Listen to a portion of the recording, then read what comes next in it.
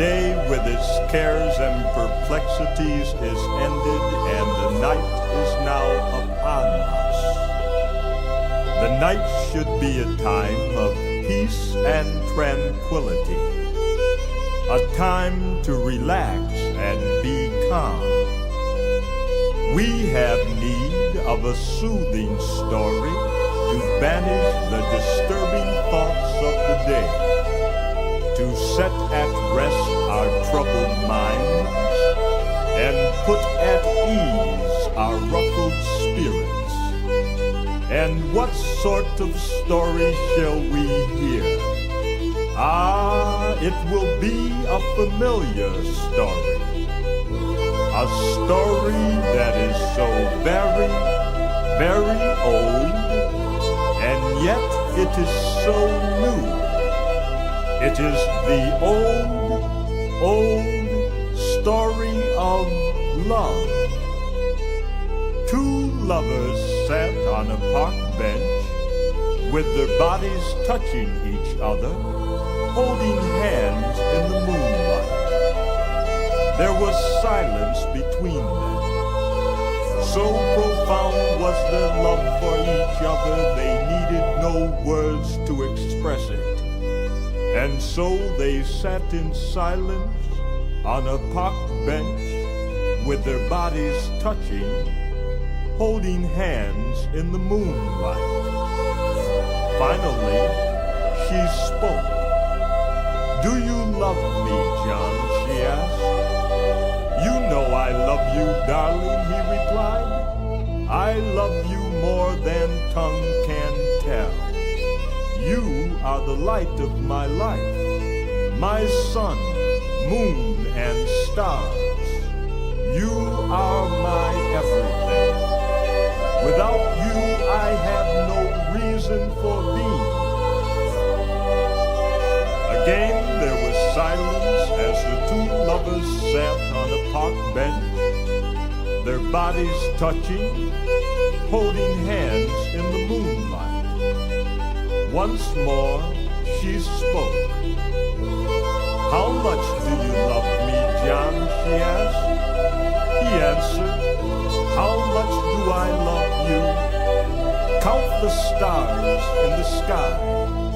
Measure the waters of the ocean with a teaspoon. Number the grains of sand on the seashore. Impossible, you say? Yes, and it is just as impossible for me to say how much I love you. My love for you is higher than the heavens, deeper than Hades, and broader than the earth. It has no limits, no bounds. Everything must have an ending except my love for you." There was more of silence as the two lovers sat on a park bench with their bodies touching, holding hands in the moonlight. Once more, her voice was heard. "Kiss me, John," she implored, and leaning over, he pressed his lips warmly to hers in fervent osculation.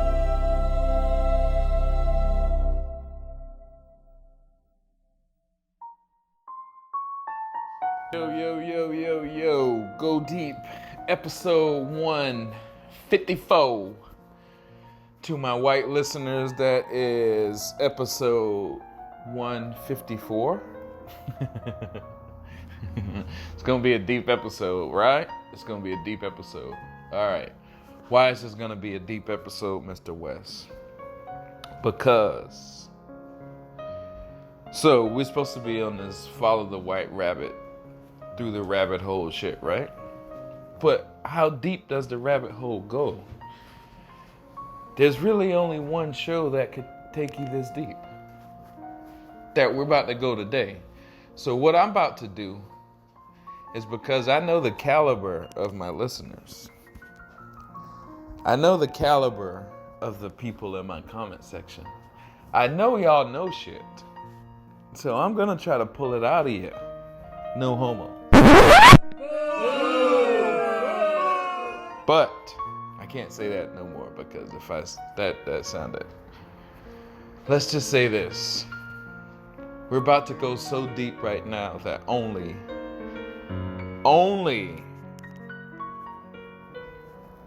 the strong can survive. You cannot go this deep unless you're a caliber swimmer. You're a caliber fucking superhero. You can't be a bitch ass. You can't be a bitch ass and go this deep. Not this deep on Go Deep episode 154. You're gonna listen and you're gonna be like, wow, I don't know what the fuck just happened. And I'm gonna be like, go to Twitter and check out my Watchmen button. But until then, see, none of this, y'all just listening to the intro right now, right? It's not making any sense to you right now, right? I understand. But after you hear the show, everything is gonna start being a little clearer in your head. The Watchmen button, it's gonna start being a little clearer in your head. Everything is gonna start being a little clearer in your head. Everything in this movie of, Man of Steel, BVS, Zack Snyder's Justice League is gonna start coming into a little bit more perspective. Why? Because you are now being taken to a bird's eye view, a watchman's eye view of the world. And we're not a bitch. Yeah, bitch.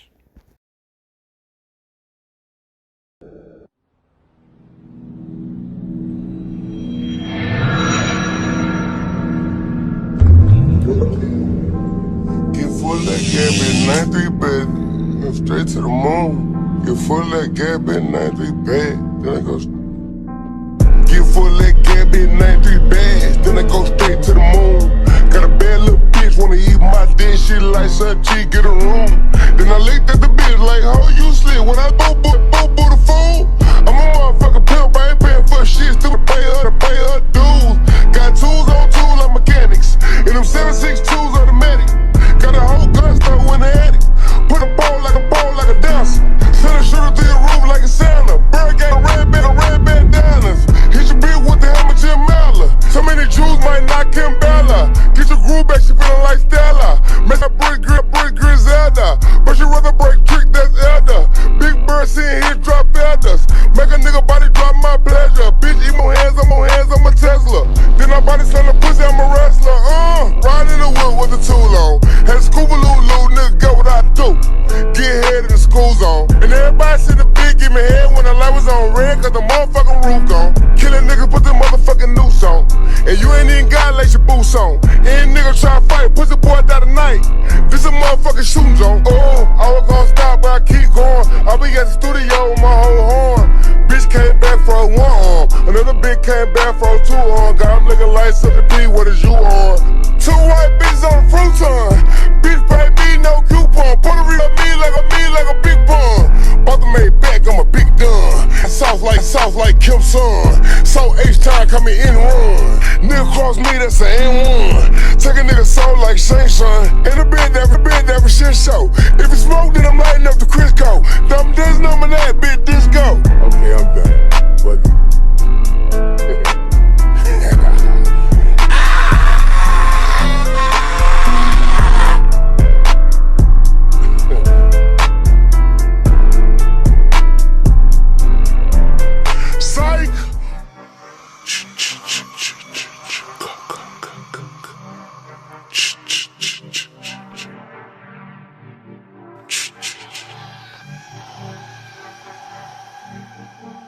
Glocks.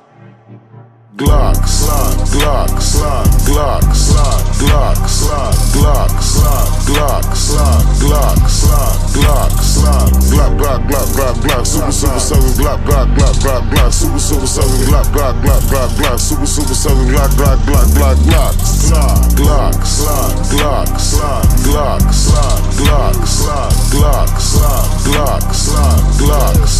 Glock, Everybody with me got glass, super sucker got glass, super sucker glass.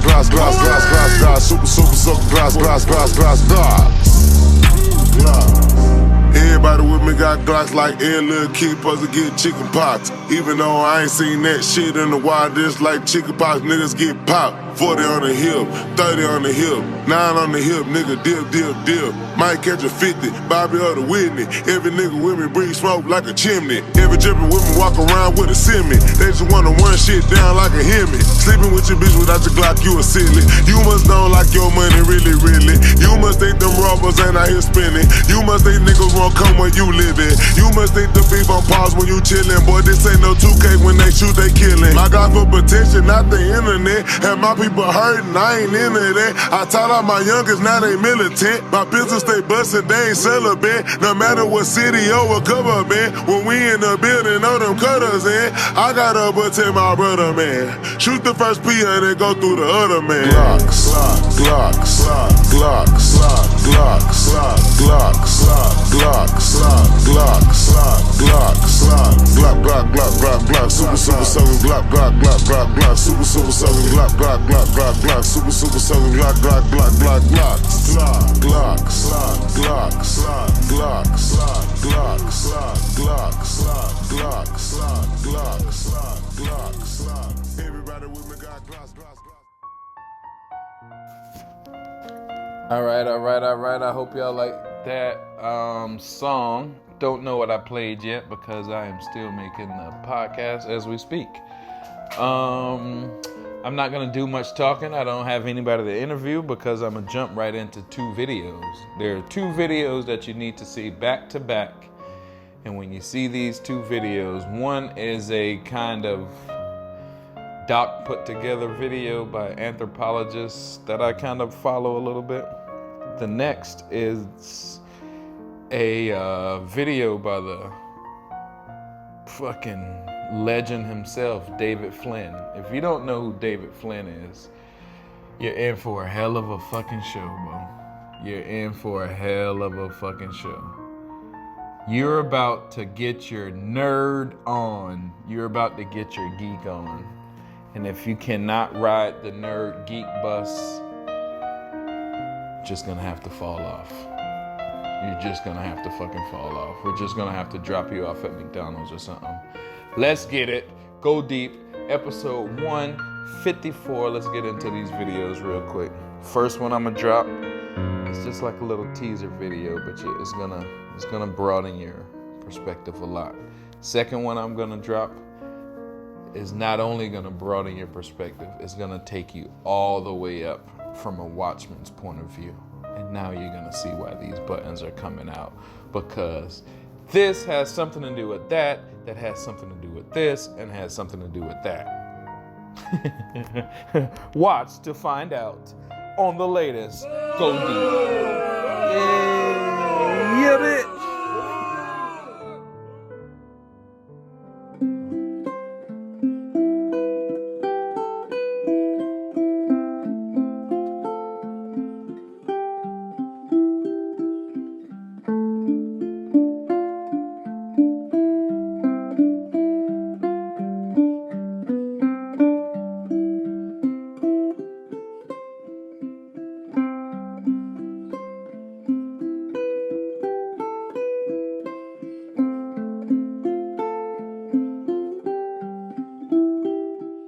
The vast majority of the general public believes that there are many different cultures that evolved separately, developed separately, and possibly share some traits only because of mere coincidence.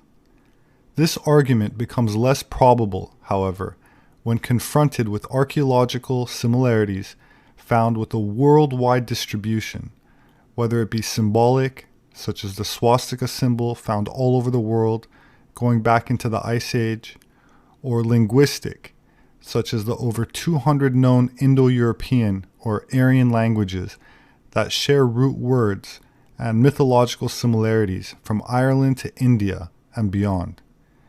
But what really makes the diffusionist argument self-evident is in the fossil and genetic record, because unlike the modern world's political environment, where anyone can identify with any gender they want, or where anyone can identify with any race they want just because they said so, that's not how it works in physical anthropology.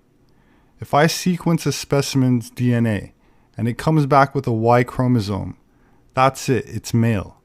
And if it belongs to a certain haplogroup, which means it belongs to a certain genetic population that shares a common ancestor, then it's because it inherited that group of alleles, and not because of subjective feelings, emotions, or politics. In today's episode, I'd like to talk about some occult symbolism and explain some ancient knowledge only available to secret societies, But for it to make sense, we'll first need to have a short anthropology lesson. As I just said, a haplogroup implies ancestry from a certain lineage, and it can be male or female.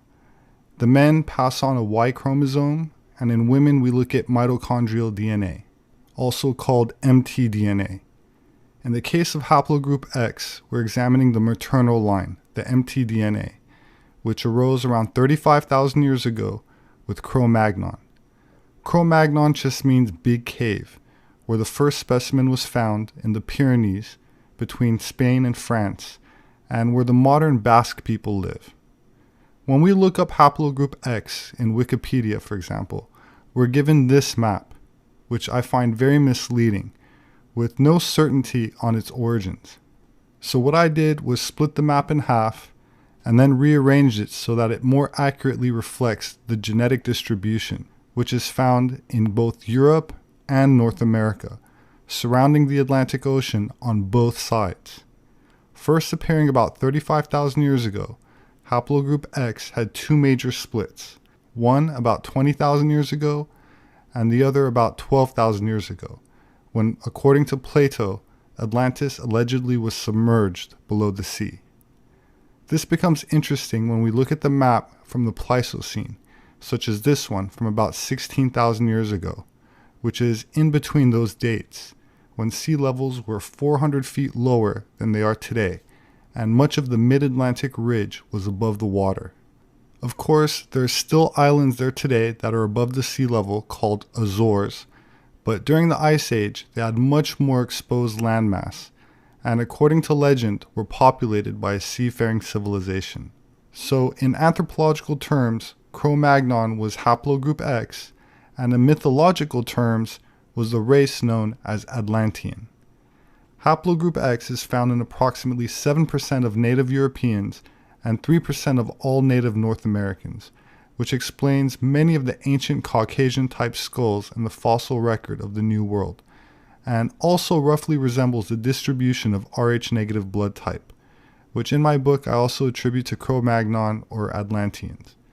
Incidentally, the Basque people, who are direct descendants of Cro-Magnon, and where Cro-Magnon was first discovered, have among the highest concentration of Rh-negative blood in the world.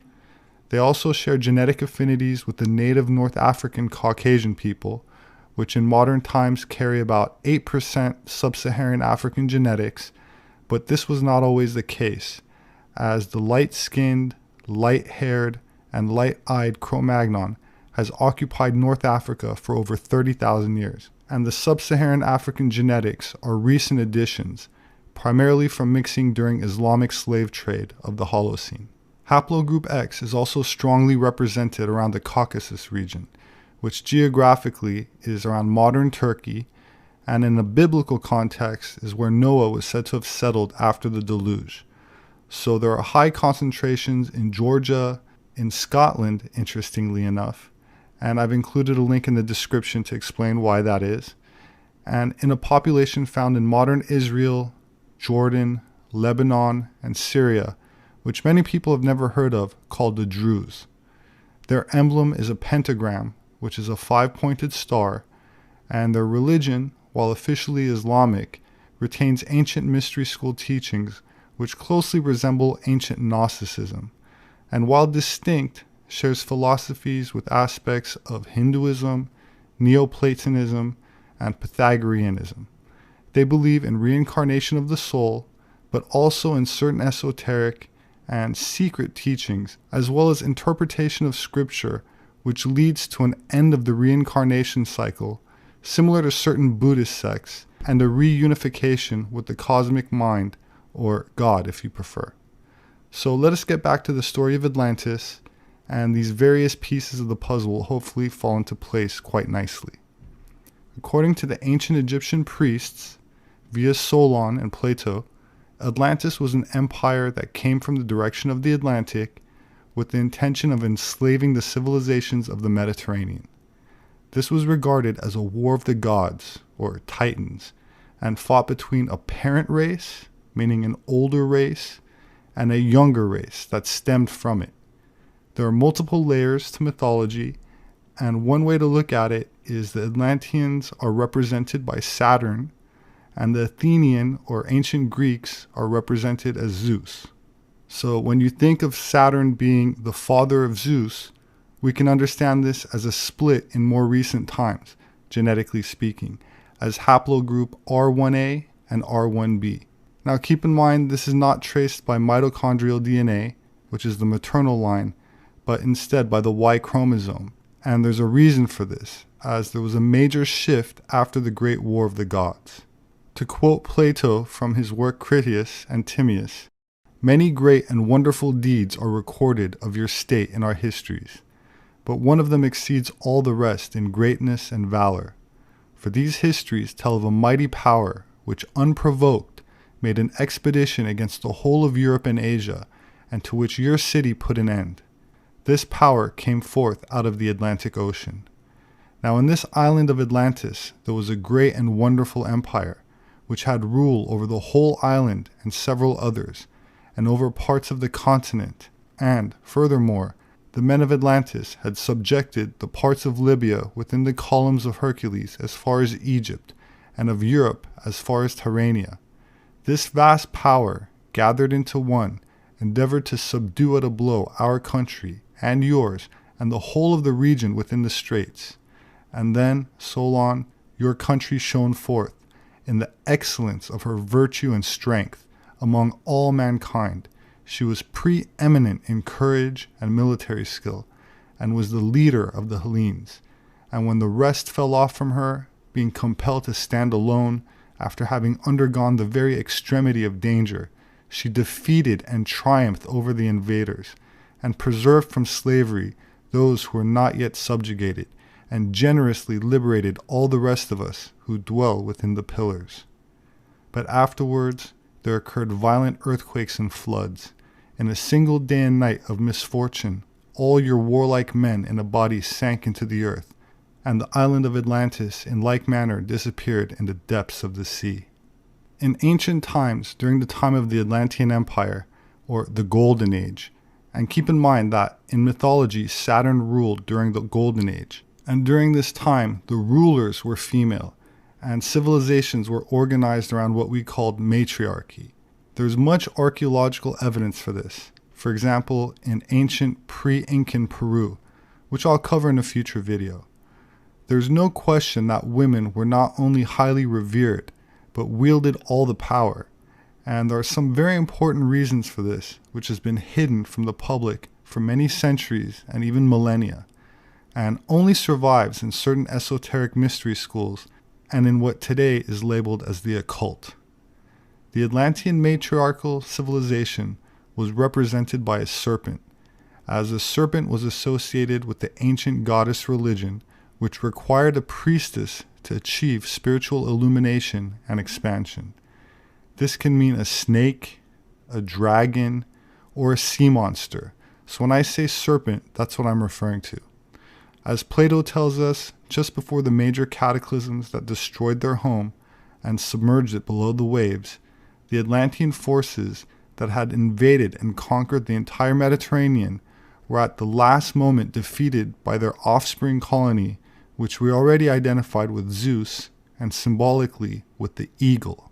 So the matriarchal Atlanteans, or serpent race, or snake people if you prefer, were defeated by the younger race or colony, which we can associate with the eagle, as the eagle was the symbol of Zeus, and the civilization that has dominated the Holocene, evident anywhere you see an eagle, whether it's the emblem of ancient Rome, or the emblem of Romania, Poland, Philippines, Montenegro, Austria, Albania, Russia, where in the center a dragon is being killed, Serbia, Indonesia, Iraqi Kurdistan, Kazakhstan, Sri Lanka, the United States, nationalist Germany, which I'll get back to in just a moment,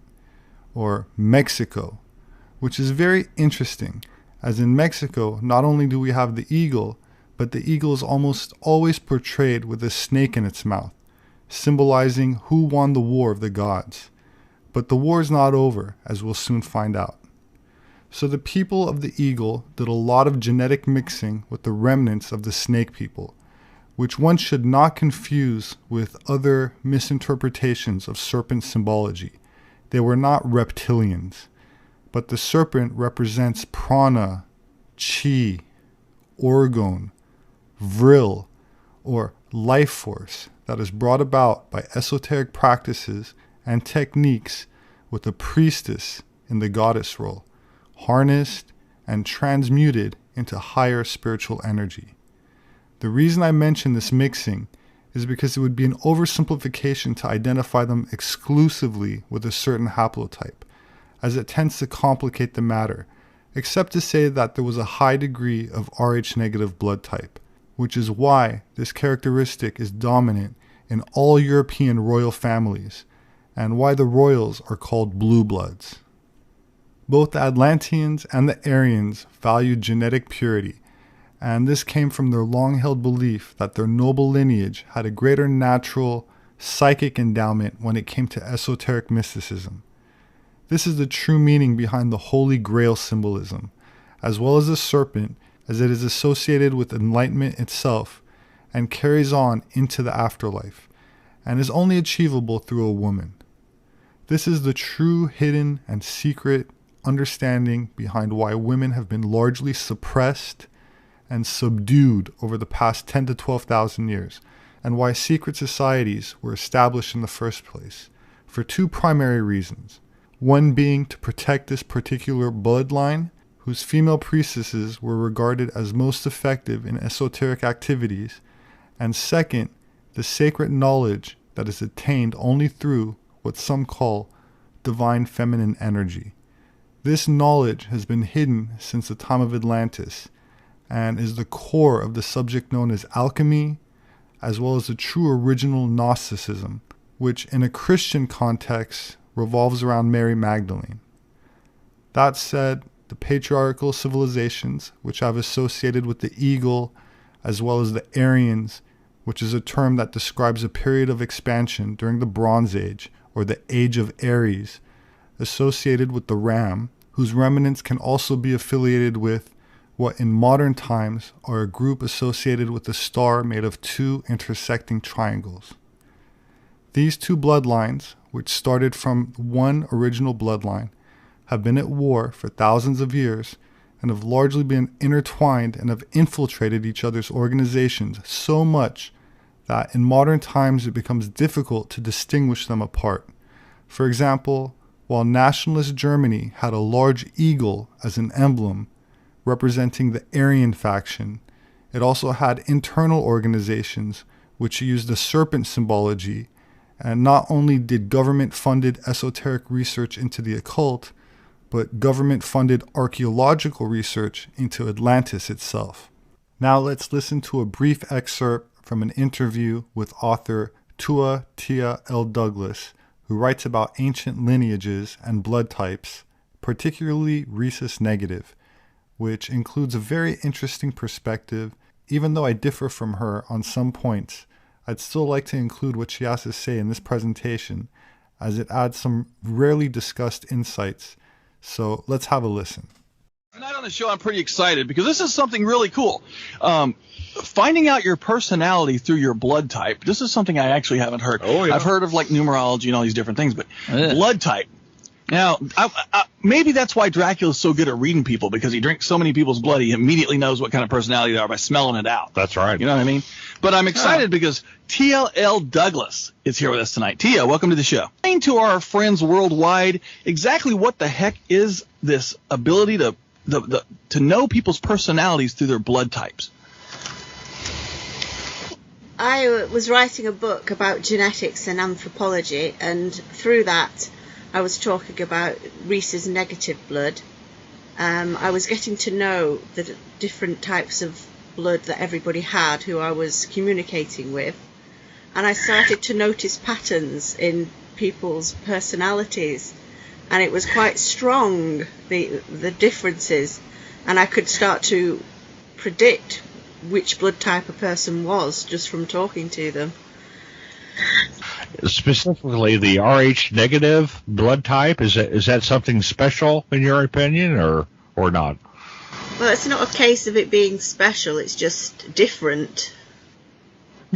Whereas most people who do blood type personalities don't even consider the Rh factor, I actually have a completely separate 4 set of personalities based on the Rh factor as well.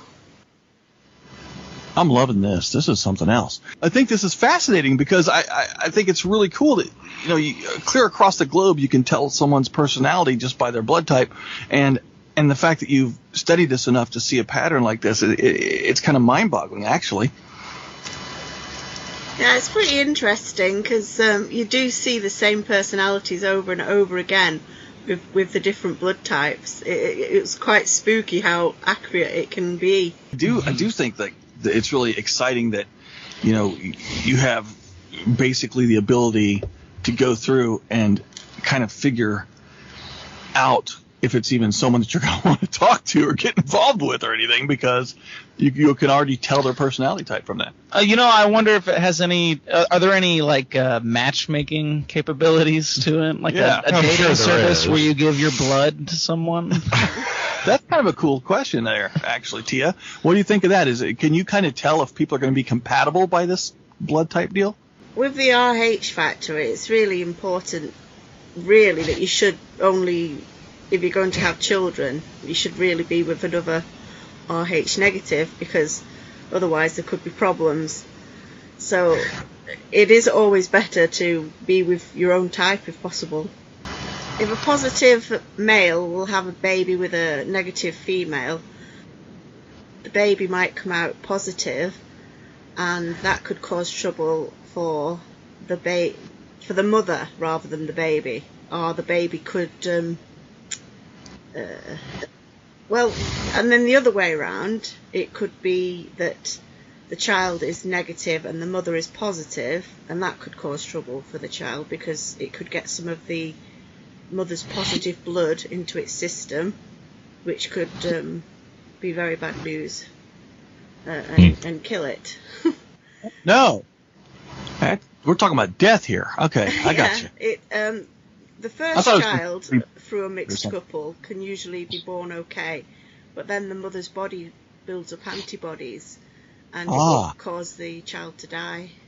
It attacks it. It actually sees it as a foreign object.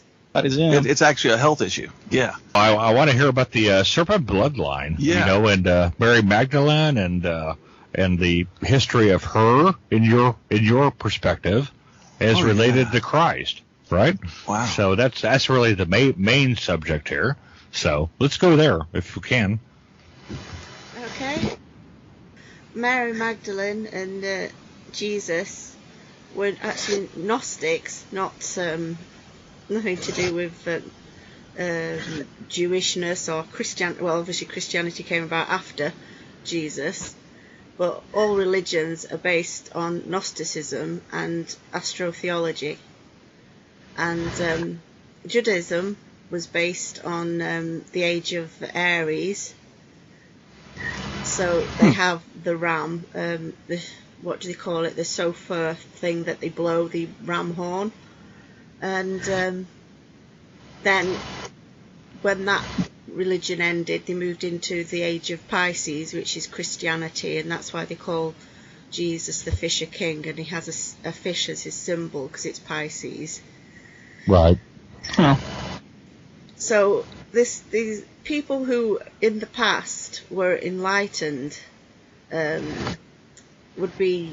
sort of thought Jesus was an enlightened person, so they would use his image to set up the new religion for the new age of Pisces. It doesn't necessarily mean he was any different to anybody else, other than he had done the great work, which is a spiritual thing where you come to know yourself, So it wasn't anything. He wasn't any different. He wasn't a god or anything like that. He was just a man. Okay. Basically an inspiration, kind of. Yeah, like philosophizer. But or something. what about Mary? Well, she was his teacher. Okay. Okay, so she wasn't like a who was the prostitute? Which one was the prostitute? No, Mary Mag. Yeah, they say that's that. They say that she was a prostitute, but that's because they don't understand what the Great Rite is about. And the Great Rite is about tantric sex, where the female passes some of her energy to the male, and that causes his kundalini to rise up his spine and causes enlightenment. I think your kundalini just rose, Chris. You better watch yourself. I love this because this is really great. So Mary Magdalene was his teacher, but they got it wrong when they wrote about her, when they called her a prostitute, because they didn't understand the actual language or the actual right what she was actually doing. I think, did Jesus have children? That's what I'm kind of leaning You're towards, jumping right? all over the place here. I'm still on Mary Magdalene. I'm enjoying finding out about her because shit's pretty cool. Yeah, that is really cool. To hear that she, because people just didn't understand who she was. That's what I think is really cool. Tia, what kind of elaborate just a little bit before we jump to the children of Jesus. All right. Well, yeah. That Chris is hoping are alien grays. Let's take for a second and go back to Mary Magdalene. I'm really excited about this because do you think it's maybe just because they didn't understand her role or what she was to Jesus, and that's why they called her that? Or was it maybe just because people were jealous of her in those days? What do you think it was? Well, it's a case of there's been certain males who've tried to run things from the start, really, and they don't like it when women have any kind of power. Where was Mary Magdalene in Jesus's, life? Well, she would be equivalent to how a man and wife today. So that's all. She was just a wife. Not just a wife. I guess in those days they didn't have the traditional religious marriage ceremonies. It was more like a hand fasting. Gotcha. And and they did have children. Okay, so she was. And they did have children. Yes. Okay. How many? 6. Wow. And this runs into the serpent bloodline, correct? So. Oh yeah, they were of the serpent bloodline. What exactly does that mean? That makes me think of the Church of Set when I hear stuff like that. What exactly is the serpent bloodline? Explain that to our friends, because I'm sure everyone's going, what is that? That particular bloodline had the serpent as their symbology. They weren't literally serpents or reptiles like David Icke says. It was a case of on their family crests and coats of arms they had salamanders, dragons, serpents, and it was all to do with the fact about this symbolism of the kundalini energy when you're enlightened. Gotcha. Yeah.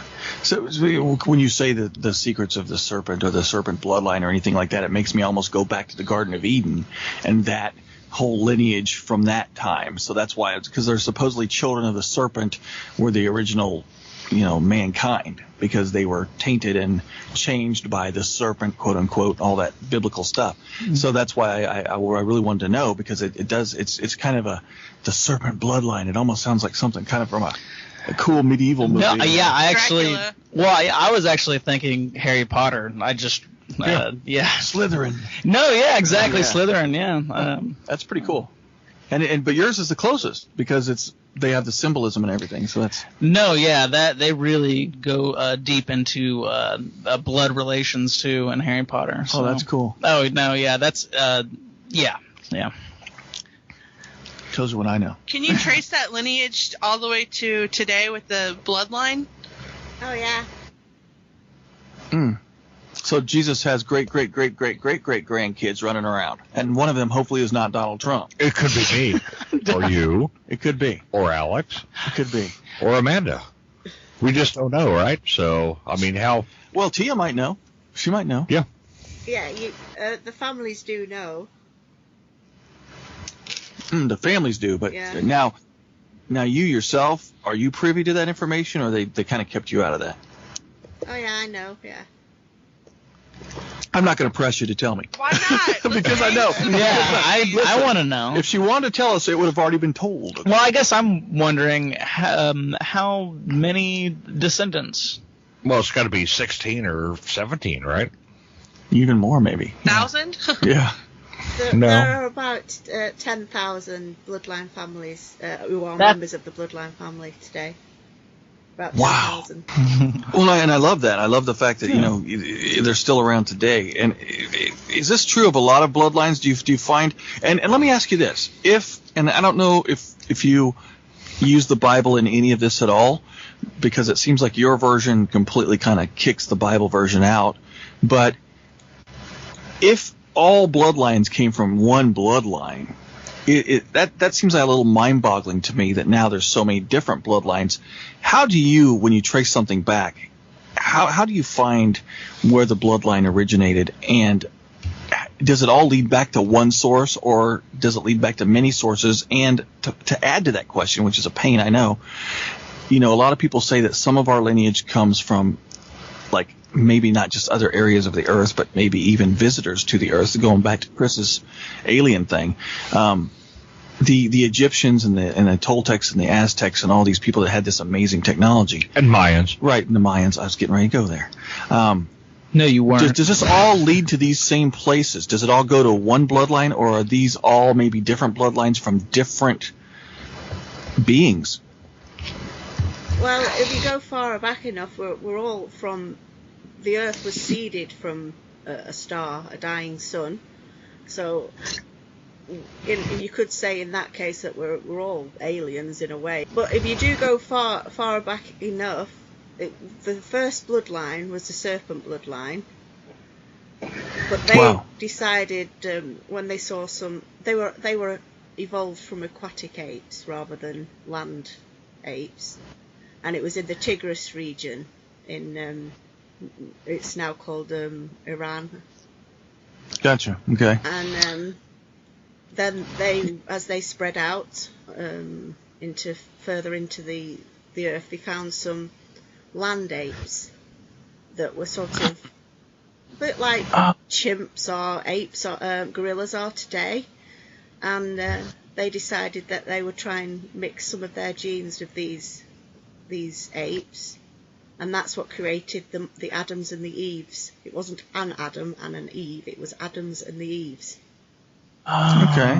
Oh, so like Neanderthals. That's why they say Neanderthals are like us, similar to a lot of us, but not exactly the same. Right. Or Cro-Magnon, any of those type of people. Yeah. Yeah, because I heard I don't know. Well, they're missing a chromosome or two, right? Like I've heard that some people have DNA of like Neanderthals and some people don't. Right. It goes back. Which I always, when I was a kid, I thought that everyone.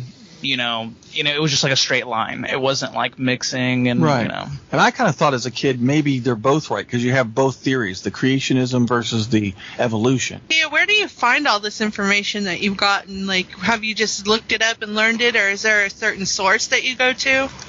It's been passed down through the family. But they were actually the most advanced first humans and extremely intelligent compared to the land apes that they found and gave some of their genes to. It seems like a lot of times, for some reason, our modern age and our modern sciences and the way they teach us in school, they kind of want to look down on ancient civilizations. But the more we learn about ancient civilizations, the more we see, man, they were brilliant. I mean, the science was there, the technology was there.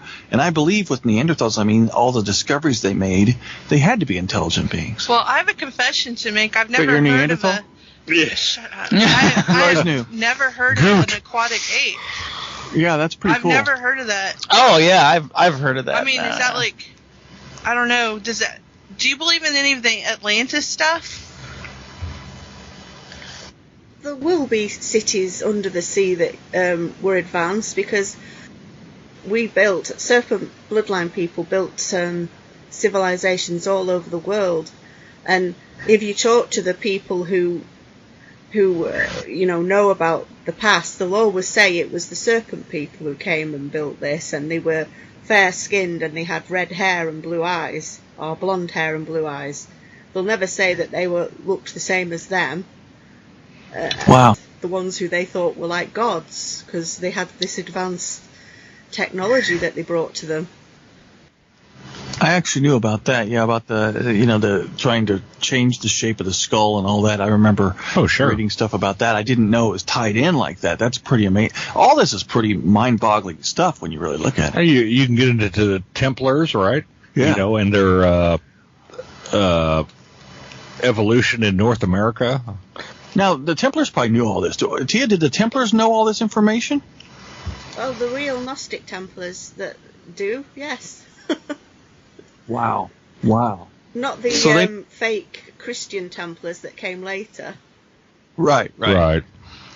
That's cool, because the Knights Templar. That's pretty neat, because it seems to me like a lot of maybe groups that we're taught are pagan, or we're taught are, is clandestine or whatever. Yeah, they're not pagan at all. No, they probably know all this stuff, and that's why it seems a lot of times I feel like the church, like the Christian church, tries to suppress so much information, right, for whatever reason, or maybe it's an agenda issue or whatever. But I do feel like in a situation like that, like you have all these ancient groups that know this information, and no one else is allowed to have it. That's kind of crazy. So Tia, I'm glad that you're able to do this. Of course, they probably don't, like, the Christian community probably paints this as blasphemy, but it's how do people receive this information when you're giving it to them, or when they read your book? How do you get the reception of it? How does that seem to you? I've had so much trouble over the stuff I've put out, because I was basically told, you shouldn't do this, people aren't ready to hear it. And for thousands of years, our families have hidden, because we've been burnt at the stake, tracked down, and, told we're not allowed to tell anybody this stuff. And they basically want us to be wiped out completely so that we can't say anything about it. But, yeah, I've had so much trouble. There's a certain organisation. When I told you about the Adams and the Eves, some of the serpent bloodline males decided that they wanted to breed with these new females, and that created another line that was more pure than the Adams and Eves, and that was the formation of the eagle bloodline. Now, it sounds silly, but they use eagle. Everywhere you see an eagle, it's that bloodline that are in control. And they've wanted to hide this truth, because to them it hurts them to know that they are not the ones, the originals. They're hybrids. And certainly the Eagles would go back to the Knights Templar for sure, right? I mean, well, I'm even thinking the Native Americans. It was all about the eagles. Everything, painted everywhere. It was on everything. It was on the side of their teepees. No, I agree. Yeah, everywhere. So what's up with the Eagles? With the Native Americans? Well, they did wipe out the serpent bloodline from the Americas when they got there. They called us giants. Red-headed monsters, and tried to kill us all off. And in fact, I think they actually did. Some of them still have some of the hair woven into their outfits, the red hair that they got from these giants, and they're quite small people. So a big, tall, white person with big limbs and everything would look like giants to them. Oh, there's plenty of evidence of them discovering giant bones of humans, all over North America. I mean, just recently we've had huge discoveries of giants. I was hoping those were Wookiees. No jokes. No, I agree. Serious. I agree. This is horrifying to know. It is horrifying, but it's also. I don't think it's horrifying. It's very interesting. Well, the horrifying part is that genocide. The genocide of an entire bunch of people just because they had serpent blood. That's kind of awful. No, definitely. I mean that that seems to happen a lot throughout history. It does. Yeah. It seems like there's this group, and they don't want the truth out, or they feel inferior, and they have to just take out Pride. people. Yeah, a lot of pride. a lot of arrogance. Is what it sounds like. It's awful. Well, I'm sorry that your family's been suppressed for so many years. That's awful to you. But at the same time, I'm glad that you're out there doing this work and bringing this to the public. Oh, we love it. Yeah. There's so much to touch on. I wish, I don't know. It's You a lot. could get into the Cup of Christ, the Holy Grail. Yeah, tell me a bit about that. Oak Island. You have any info on Oak Island? You just took off with my Grail. I wanted to know about the Grail. Well, the Grail was Mary Magdalene. She was the first, because they said her womb was the Grail, the Holy Grail, because she produced the bloodline children. How the heck did King Arthur go looking for that? I think we're getting a little mixed up here, maybe. That's Go ahead, really Tia. cool. Yeah. Well, they do the search for the Grail because they want to find the bloodline. I gotcha. So when they said because apparently there's some truth to the King Arthur legend about the search for the Grail, and if they were searching for this, and it actually was a woman who I'm sure was deceased by that point, what were they looking for? Were they trying to find her remains? The bloodline, the children. I gotcha. Descendants. Yeah. That's so interesting. It's like the legend is almost interpreted wrong. Right. Because I'm sitting here thinking about a cup. Yeah, literally. Instead It's of not the metaphor- cup, right? It's the line. It's the That's the bloodline. blood- Yeah, Yeah. that's so cool. Can I just say this though? During our ceremonies, we have a chalice which represents the womb, and the sword that goes into it represents the penis. Well, there you go. That's awesome. There you go. I mean, was there an actual Cup of Christ that may have been collected or hoarded by the Knights Templar? No, it's most of this stuff is all allegory, and it's basically just to fool people into thinking things are different to they actually are. It's like you see all these pictures of knights slaying the dragon, and they've got eagles on their armour. Why do you think that is? It's because they're thinking they're slaughtering the bloodline of that they don't want people to know about. So King Arthur was going to go out and kill a bunch of people. Well, the weird thing, this kind of ruins Excalibur completely.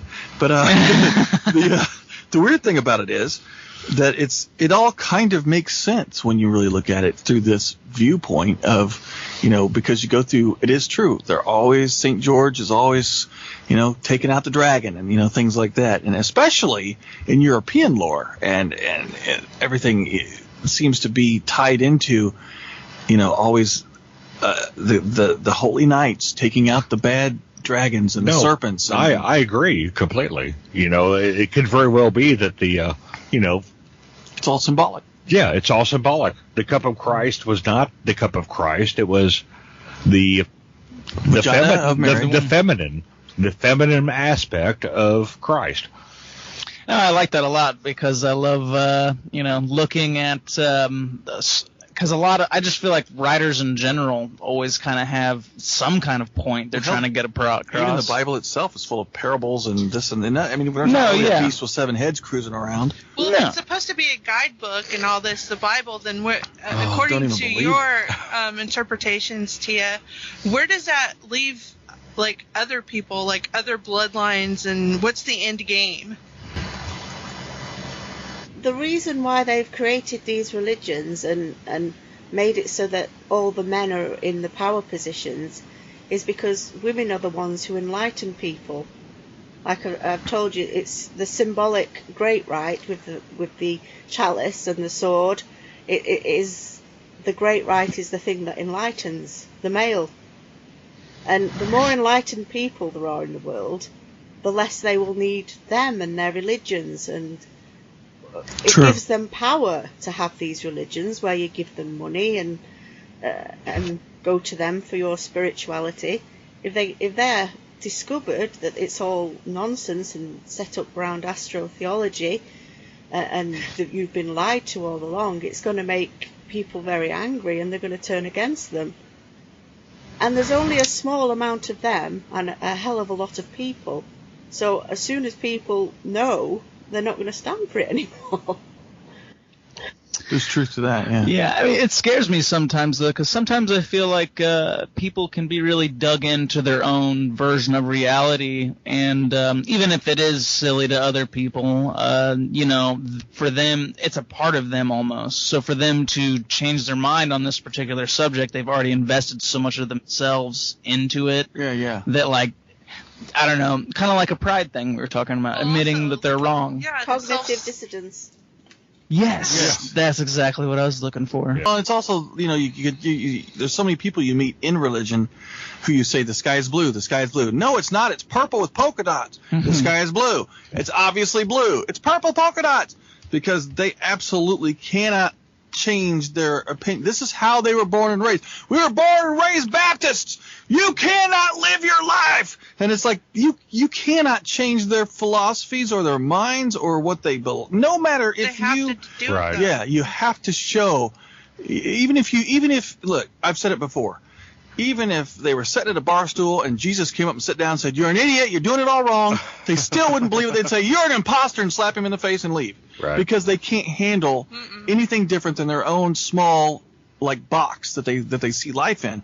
And in order to understand what Tia is saying, or anybody for that matter that has different philosophies, you have to open your mind to it. You have to be like, hey, I'm not tied to this. I'm open to trying to find out the truth of the universe. For me personally, I want to find out any way I can what is the real meaning of life in the universe and what's going on out there. It all boils down to the divine phenomenon.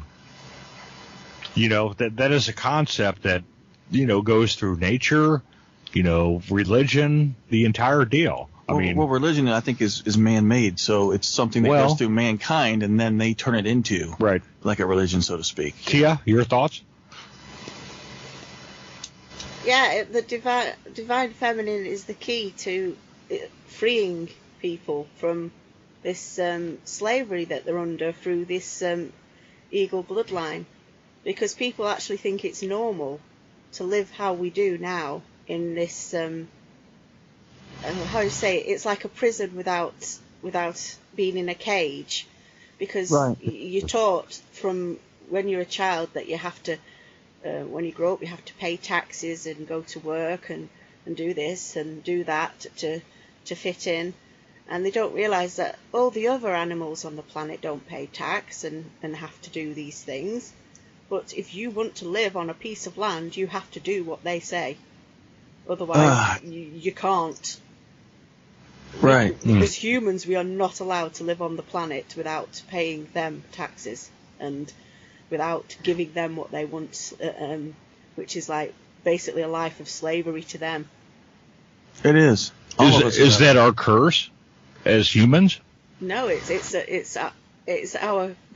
has become our curse because there are certain people who run everything, and you might not think they're connected. You might think that the US was free when they got independence from the British Empire, but they never did, because it's all run from Switzerland, and all of it, that the World Bank, everything is run from Switzerland by the same bloodline families that have been running it for thousands of years. All right, consider my mind blown. That's pretty okay. It's like the female's always pushed down. Yeah. And I think this is pretty cool. And I think it's kind of interesting, too, because a lot of times these cells of people who are fighting against government regimes or whatever are named after females, like ISIS came out of nowhere. I don't even know. One day there was no ISIS. The next day there's ISIS. It's named after a female, which also, even though it may not be right, even though it may not be like something where someone knows why it was named that. Someone gave it that name, and I'm sure there was symbolism involved in that too. No, yeah, and that makes me think about America as a whole and how much we worship the eagle. Like, I'm pretty sure the eagle is like a extremely protected in America, but it's not an endangered species anymore. Here, God, they almost killed it here in Missouri, but I absolutely love eagles as creatures. I love all the creatures. Yeah, but I also like serpents. I like it all. So. That's what I was gonna say. I like the snakes too. But as far as bloodlines go, this all makes perfect sense.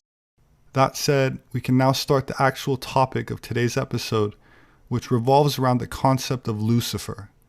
As many people are aware, the word Lucifer simply means light bearer, and is a Latin name for the planet Venus in its morning appearances, as it's the first visible bright star one sees before the sun rises. In a mythological and religious context, it is associated with a variety of goddesses, which all are aligned with the planet Venus. One of the symbols associated with the goddess is called the Rose of Venus, or the Pentagram of Venus, because every 8 years it makes a pentagram shape in the sky when you trace its orbit. This is the same pentagram, or five-pointed star, used by the Druze people that I mentioned earlier, as well as other occult organizations. It is also why goddesses such as the Sumerian Inanna or the Babylonian Ishtar is represented by an 8-pointed star for the 8 years. So the number 5 and the number 8 is closely associated with Venus and therefore the goddess. I'd also like to point out that for every 8 Earth years, Venus goes around the sun 13 times. And the number 13 is also associated with the lunar cycle, another goddess affiliation, and why the number has been deemed as evil, unlucky, or in some cases banned outright. The word Satan means adversary, and from the perspective of the patriarchal civilizations, the secrets of the goddess were to be demonized and hidden, which is what was behind things like the burning of the witches and genocide of the Cathars, who were Gnostics. And gnosis just means knowledge or wisdom, but not the kind from books, but the enlightenment that comes from sacred union with a goddess. The imagery of a horned deity can be traced back to the god Pan, where we get the term for horny from, as he was also affiliated with carnal acts, which is part of the goddess mysteries. So you'll come to find that much of what is called evil or forbidden, including in the Garden of Eden, is because it hides a valuable treasure. The same way that modern Islamic republics hide a woman from head to toe under a black cloth, something that was never done during the time of the Prophet Muhammad. And in the earliest Islamic art, the female body is painted on the walls, totally nude. There are many examples of this, one being in eastern Jordan, built around 730 by a future caliph, considered one of the most important examples of early Islamic art and architecture, which at one time was a large castle, but today not much remains besides these frescoes, mainly on the ceiling, with dancing scenes of naked women, and above what was the bath chamber, we find the first known representation of heaven on a hemispherical surface, where the mirror image of the constellations is accompanied by the figures of the zodiac. So it seems there's an increasing suppressive element that has overtaken Islam and hidden its esoteric secrets from the public, but the Muslim leadership seems to be exempt from, whether it be the royal family of Saudi Arabia, which flies in supermodels, actresses, and strippers from around the world for private engagements, or the Muslim elite in Iran, who legalize prostitution with underage girls, but call it temporary marriages, where you can get married overnight and divorce the next day, keeping everything nice and legal. And at the same time, not doing much about acid tossed in the face of women who expose a bit too much of their hair in public. My point is not to make a political statement about any one modern religion, but to draw back the curtain a bit, as I could say the same about Roman Catholicism, whose highest clergy is constantly caught up in scandal, the type that they openly preach against. So it's safe to say that the goddess element has been suppressed or totally eliminated from organized spirituality, and yet, according to all ancient writers, was the central focal point of every civilization going back into the Pleistocene, or Ice Age. And while secret societies were set up to continue to honor the goddess and to protect certain lineages, these same organizations have been infiltrated and have not only degraded into acts of perversion and degeneracy, but actively plot to dilute and destroy the same noble bloodlines that they were set up to uphold and protect.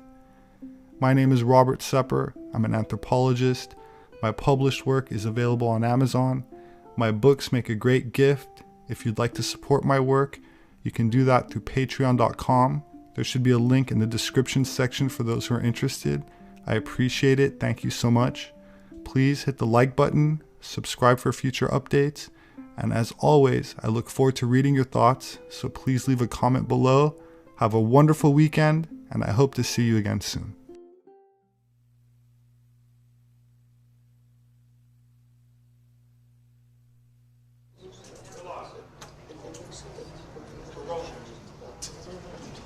Our next speaker, David Flynn, was one of the favorite presentations at last year's Ancient of Days conference. He's speaking on Cydonia, the mysteries of Mars, and the Genesis 3 serpent-god connection. Richard Hoagland had read his book, and Richard had gotten a real good email relationship with both David and Mike Heiser. So he came down on our panel discussion that also had Jim Wilhelmsen in the back and Chris Ward. And I would say that panel discussion really set the theme. What followed that event was David, Richard, Mike, and a couple others went on to do a panel like this at University of Wisconsin Parkside campus.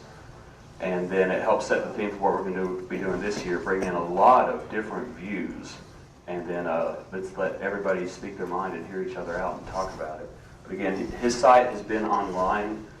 He's been on the web probably since the early 90s, but his site has been online since 1993. So you know he's a computer person. You know he's a researcher. He was geeky when geeky wasn't cool, you might say. But once again, it's like deja vu, my pleasure. Very humble, very godly person, very mind-blowing presentation. This is David Flynn, my pleasure.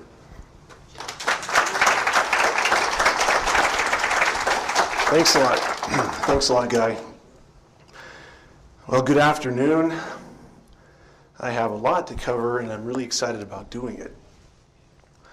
But I think I'm going to have to lead into it this way. I have a screenshot of my website. It's been up, like I said, for quite a while. And it's a collaborative effort. My wife, my brother, they've all thrown themselves into this wholeheartedly for quite a number of years because they feel very strongly about the topic. And the topic, you can kind of see here, the screen still that I have from the site, has to do with the occult nature of UFOs. And I tried to set the site up so that it would be a compendium of information for the people who, if they were surfing and they had a question about ufology, they might be able to find some information that wouldn't be just purely secular or slanted towards one religious idea or another. And the way I thought it might work best then, and I think it's almost divine providence, was to come up with a word that seemed to have a double meaning. And that word is watcher. That's why the site's named the Watcher website. Number one, I was trying to draw in the ufologist who is an aficionado who understands that the abductee has been hearing these abductors tell them that their names are the Watchers. And from very early on, I think in the 70s, that fact had come out. And that was intensely interesting to me. It was fascinating because I have a background in theology. I immediately recognized that that word was very integral to the cosmology and the theocracy of the early civilizations, not just the Semitic civilization, not just the Hebrew civilization. We're talking about the Greeks, we're talking about the Sumerians, we're talking about almost everything in the Middle East that you can think. They have an idea that there was an interaction between heavenly beings from a very, very distant part of antiquity, and that those heavenly beings had a very forceful role in events later on in history. The other side of this explanation for the name for the site is that as a Christian, we're told to watch for the second advent of the Messiah. Well, that's just a real basic tenet of Christianity, that the Messiah came already and he'll come again.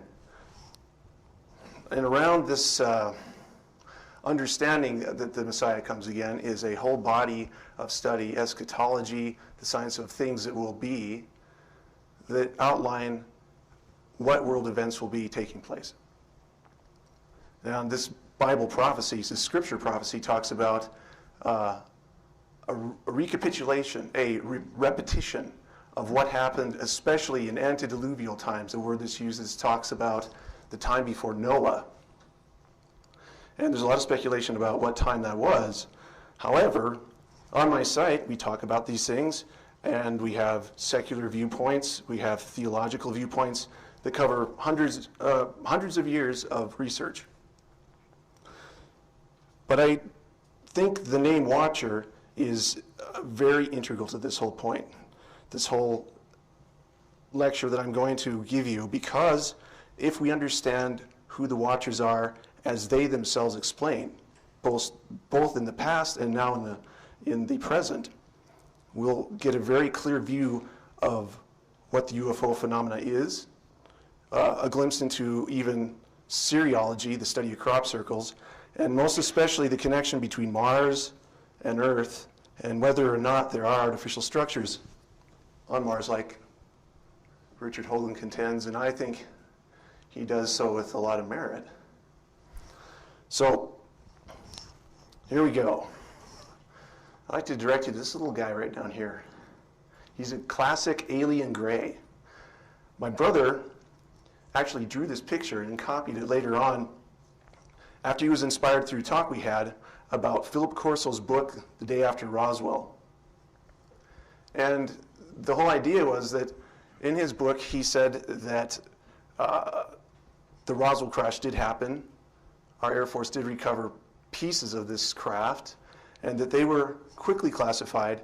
And then later, he came across documents that detailed how all these parts were put back into the private sector of our economic infrastructure, so that they could be back engineered and then put into technology that we're using today, like this, like my computer, integrated circuitry, and that sort of thing. So you can see in the hand of this little alien gray, who I have to keep reminding myself is a watcher also, he has a tetrahedron. And that was a little later. We put this in about 1997. It was a link to go to my brother's encryption privacy shareware, which was something he developed on his own. It was just to encrypt emails so no one could read them. And it was actually a pretty good privacy shareware that he had set up, but it was kind of a tongue-in-cheek sort of ploy to put an alien purveying this type of technology. And the tetrahedron connects to Richard Hoagland's work with the angles that are measured in the Cydonia site on Mars, these intelligent angles, these designs that seem to repeat a tetrahedral geometry. And a tetrahedral geometry, of course, the first of the Platonic solids, which this alien is holding, is indicative of that idea. And this is a close-up view of it. This is the original picture. He was holding an integrated circuit, which I think is the focus of where this technology, what we were talking about with the Philip Corso book, where it came from. It seems to have been miraculously developed. And the more my brother talked about just how intricate these sort of things were, how the chemical makeup of this chip seemed to be so random that it really did make a lot of sense. It sounds fringe and loony, but we were still doing this kind of as a ruse. And this is 1996. This is a crop glyph. You can see calling them crop circles because it's clearly not a circular structure except for the thing that this alien's holding. But it appeared in 2002, August 14th, outside of Winchester, England. And the photographer, Lucy Pringle, had also interviewed some folks who lived near this strange feature that showed up in a wheat field right around harvest time. And they had witnessed lights swirling around and then zooming into the sky, and also strange pulsing noises that they assumed were a generator or maybe a helicopter. But this feature is huge. It's about 390 feet tall by 240 feet wide. And the circular feature that this alien gray is holding, this watcher is holding, is about 100 feet across. You can see the tractor lines here, the little roadway, and you can get some idea of the scale. What's amazing about this feature is its similarity to the ultratext symbol that my brother had put up on my site. I thought it was significant, although I had some reservations, because I want to keep a mind that isn't delusional. And I decided that maybe I would put it aside and wait till some inspiration hit me if it actually did have some merit with my research. Although now I'm finding that it does, and it surely did. Here's some folks walking around in the disc, as you can see here. This thing, they're walking around and studying it. And it actually has some remarkable features. It was actually a readable code in the disk. It was called ASCII text. And that just stands for American Standard Code for Information Interchange. It was an American code developed in the late 60s. What happens with this code is it's a system of binary, 8 digits, zeros or ones, which make one symbol, and it's all correlated to a keyboard for a computer. So if you type A, it'll be 00110, something like that. It depends on what the letter is. That's what this code had in it. There were 26 words in this message, and you can see the actual message was decoded rather rapidly after this crop circle showed up. It's distinctive because it's so innocuous and vague. It says, "Beware the bearers of false gifts and their broken promises. Much pain, but still time. Believe. There is good out there. We oppose deception. Conduit closing, bell sound." That's as far as this understanding of this crop circle went. The researchers who looked into it decided that there was nothing that said it was a fake or that it had the man-made features. It had all the bona fide hallmarks of an actual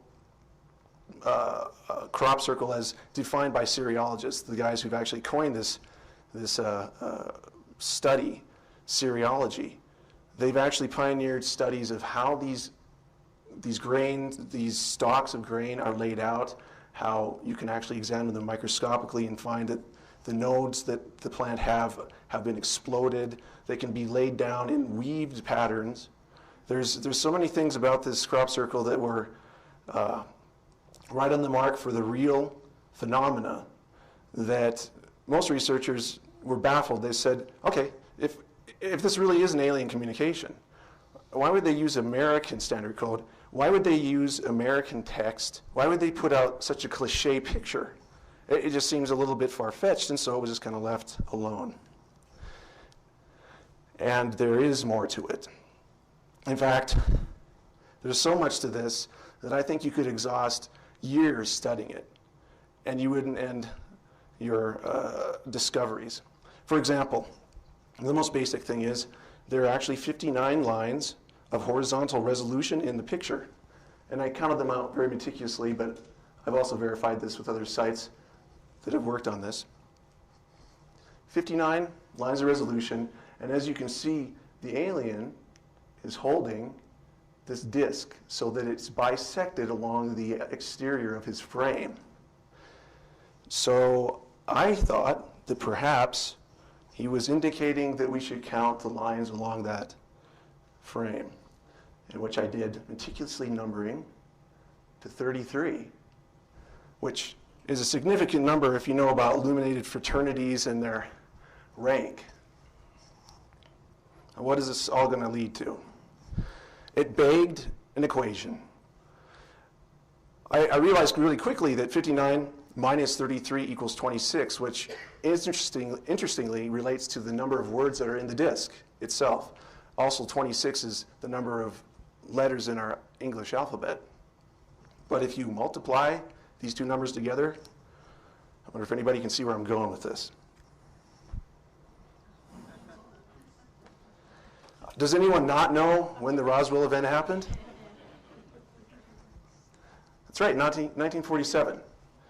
Later, when I recovered from my shock, I realized that 33% of 59 is 19.47, the hallmark signature of tetrahedral geometry that Holden talks about in the Martian Cydonia region over and over and over again. And I think the correlation between these two numbers is obvious here with the integers that we have set up in the crop circle. Now there's more to it than that. Now, I was talking about the ASCII code having letters. It represents letters, spaces, numbers. So in the 26-word message, there were 151 ASCII characters. And I made sure that that was correct too. It took me quite a while because I realized once I had pegged what this number was and it was wrong, I would be led in the wrong direction. But something that's very interesting is all these equations that you're going to see are hinged on that number. So you have 151 times 33. You get 4,983. It's Roswellian.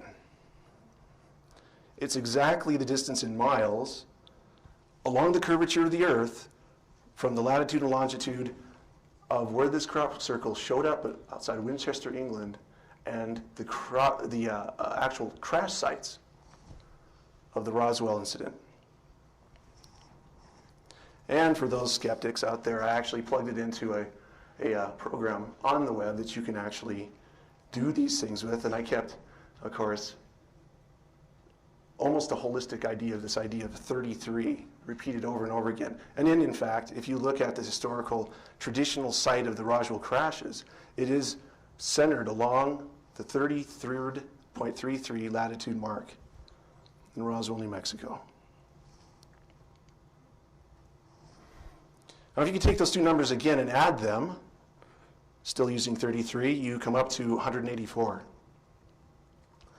Which is exactly the number of days in a year before you hit July 4th. And even on a leap year, you're still going to end up the day before. And there's been conjecture when the actual crash event took place. It allows for this. There's a little 24-hour section here where it ends and then the 4th begins. Now, as there was 151 characters in this code, 26 words, each character has 8 bits of information in it. That equals 1,208 bits of ASCII code. That's significant too, because there's exactly 1,208 miles from the latitude of the crop circle to 33.33 degrees latitude of Roswell. And then I also plugged it in here so you can see that there's a little room for error.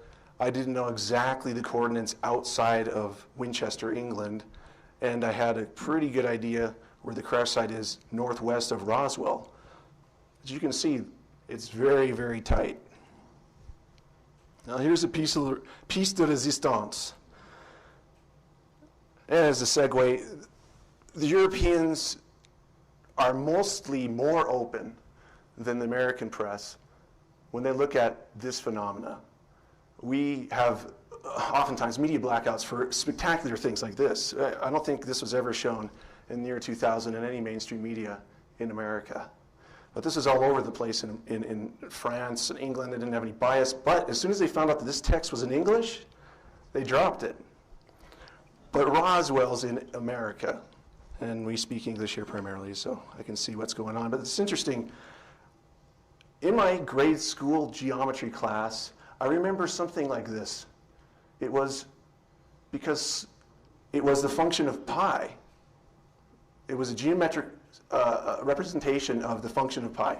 And pi is really a simple thing. It's a wonderful number, 3.14159265. I'm proud because I memorized it to the 8th decimal point. But anyway, you got this line here, which is actually bisecting the circle. Now, if you know the distance here, you multiply that times pi, and you get the circumference. Or if you know the circumference, but not the diameter, you divide pi by this, and you'll get this. So it's a wonderful number. You can actually find the area of a circle also, but I won't get into that. What it looks like is this alien is saying, this watcher is saying, why don't you solve for pi? Well, I already knew this was 100 feet long. So the result would be just move the decimal places over to the right, two spaces, 314 feet, 0.15 feet then, the circumference. But that's not the integers that we're using. It's not the actual measuring system that we're using. There's 33 lines along here. So what happens then if you would multiply 33 with pi? In fact, I started thinking maybe it was referring to the cross site at Roswell, because all these other equations pointed to Roswell so eloquently. So I actually multiplied pi times 33.33. And you can see 33.33 here is a crash site latitude. And what you get is the crash site longitude. Now this is in decimal. There's two different ways of measuring latitude and longitude. One is with arc minutes and seconds, and one is with decimal like this is. But the coordinates are so exact that when I plug this into my Map-O-Rama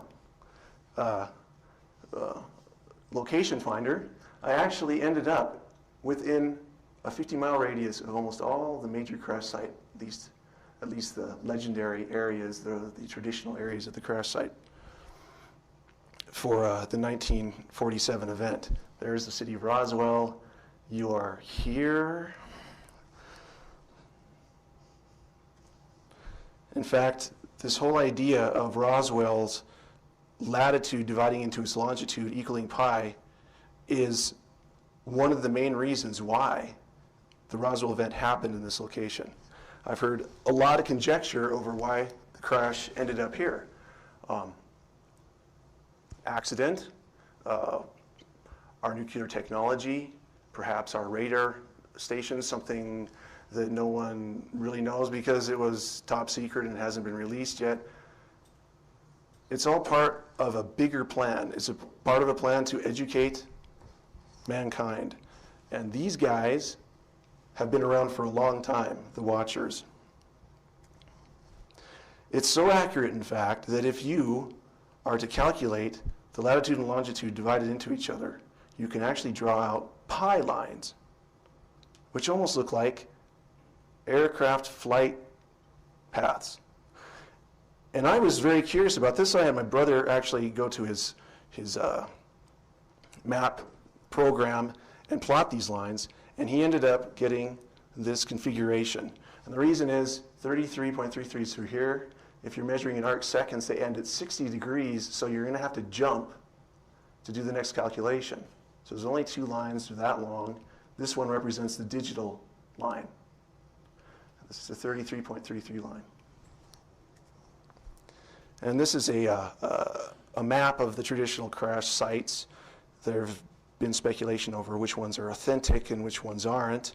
And this is by no means a real accurate map, but the general placement of these things is here. And this is the site, the area that I want to focus on, because this is where the pi lines actually occur.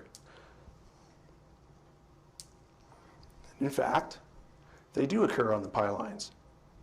These are the traditional sites for the Brazil Ranch site, the second Brazil Ranch site, the Jim Ragsdale site, and this thing, the Hub Corn site, which I don't know much about. And I wasn't really that studied on the Roswell event until I started finding these things out from this crop circle.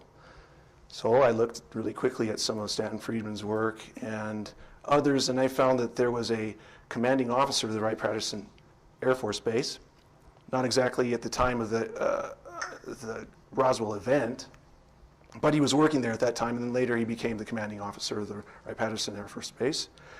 And he was able to say that there were two distinct crash sites even though they happened at the same time. And there's some other even more symbolic, deeper meanings to all these things that are incorporated into the crop circle. For example, even the word ASCII. There's actually a Greek word, ASCII, which means without shadow. And I ended up finding this out because I would do searches in Google, and then ASCII in Greek would come out, and it would say without shadow. And I thought, well, that's peculiar because that's exactly how Eratosthenes in 292 BC measured the circumference of the Earth. And then, after measuring the circumference of the Earth, he was able to solve the diameter of the Earth using pi, which has shades of what this crop circle does. But the legend has it that he looked down a well in Syene, which is below the Tropic of Cancer, below the Tropic of the Crab, and it was a crabwood glyph. Sounds like I'm reaching, but I'm not. In this place called Syene, the Syene well. And Syene is renowned for its production of rose granite. In fact, this granite is so famous, it's been put into the pyramids in Giza, and rock cutters in Europe refer to this granite as rose granite. And in the solstice, the sun will shine perfectly down this well, or any well in Syene at the time, and cast no shadow, ASCII. So basically you're looking down a rose well, which Eratosthenes did, so that he could measure the Earth. It's about learning geometry, measuring the Earth. That's what geometry means. Now, if you look at this message then, with respect to the Roswell incident, it takes on more significance. You don't see this vagueness and ambiguity here because if, in fact, Philip Corso's book is correct, and he's talking about crash material being inserted into the private sector, what have we seen from that? And when we have our officials telling us, oh, Project Mogul, they dropped some dummies, and you guys are dummies for really, I don't believe it because there's just too much going on here. There's too much going on in the spiritual realm, in the spiritual sort of sense. And that's what my website was about to begin with.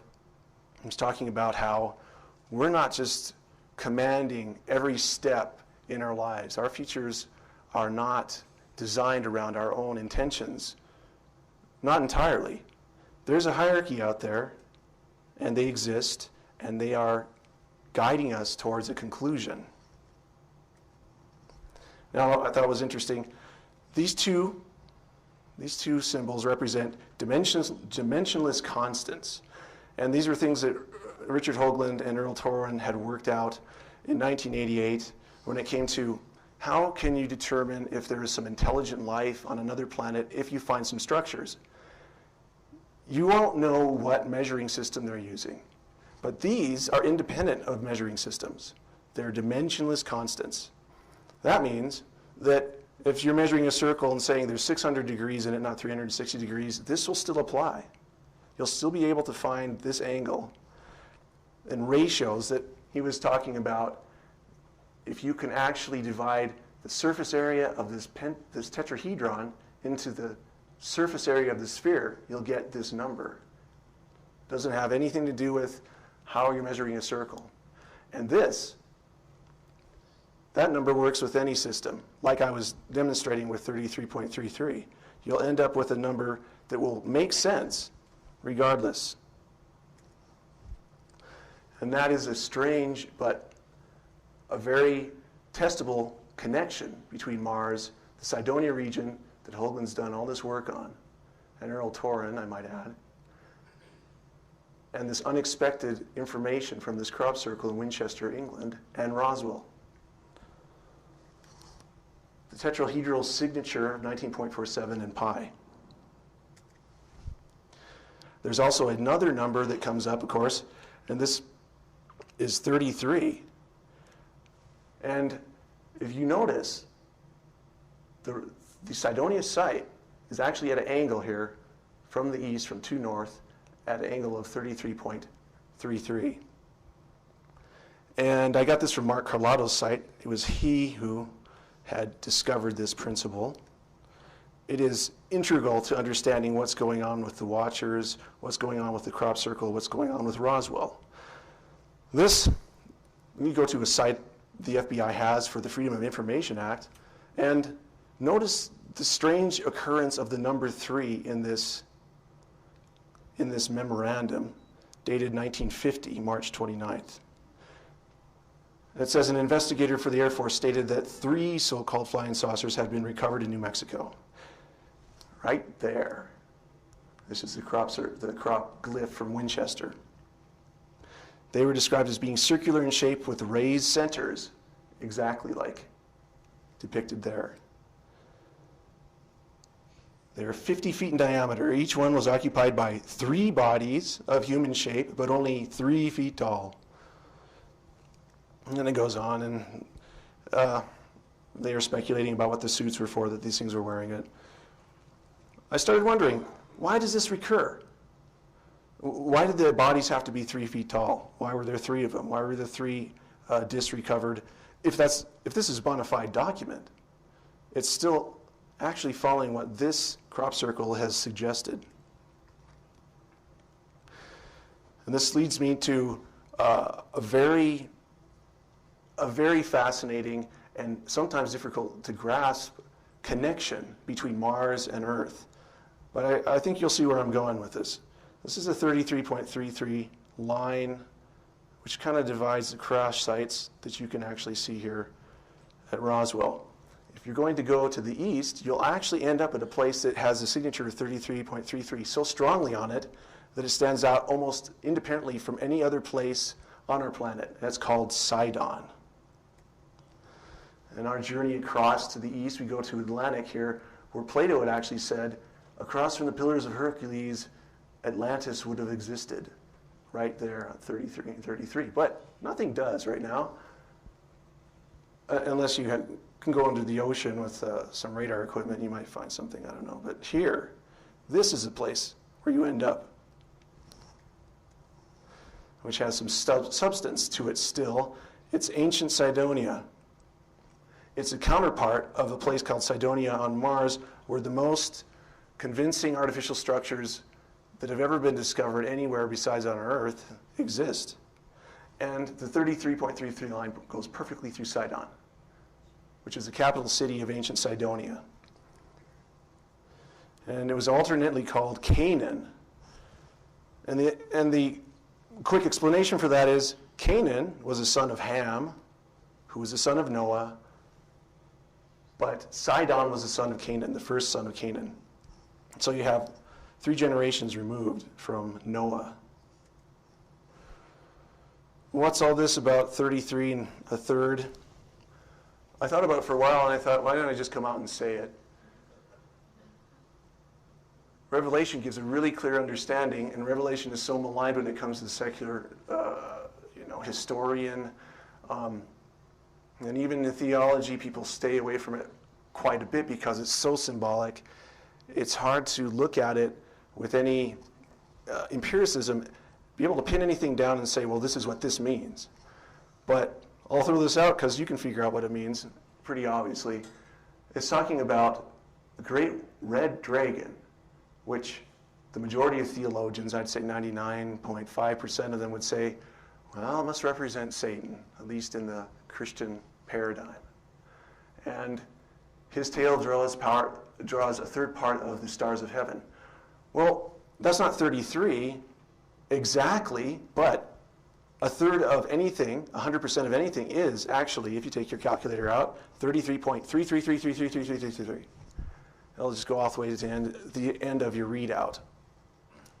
Third of anything is 33.3.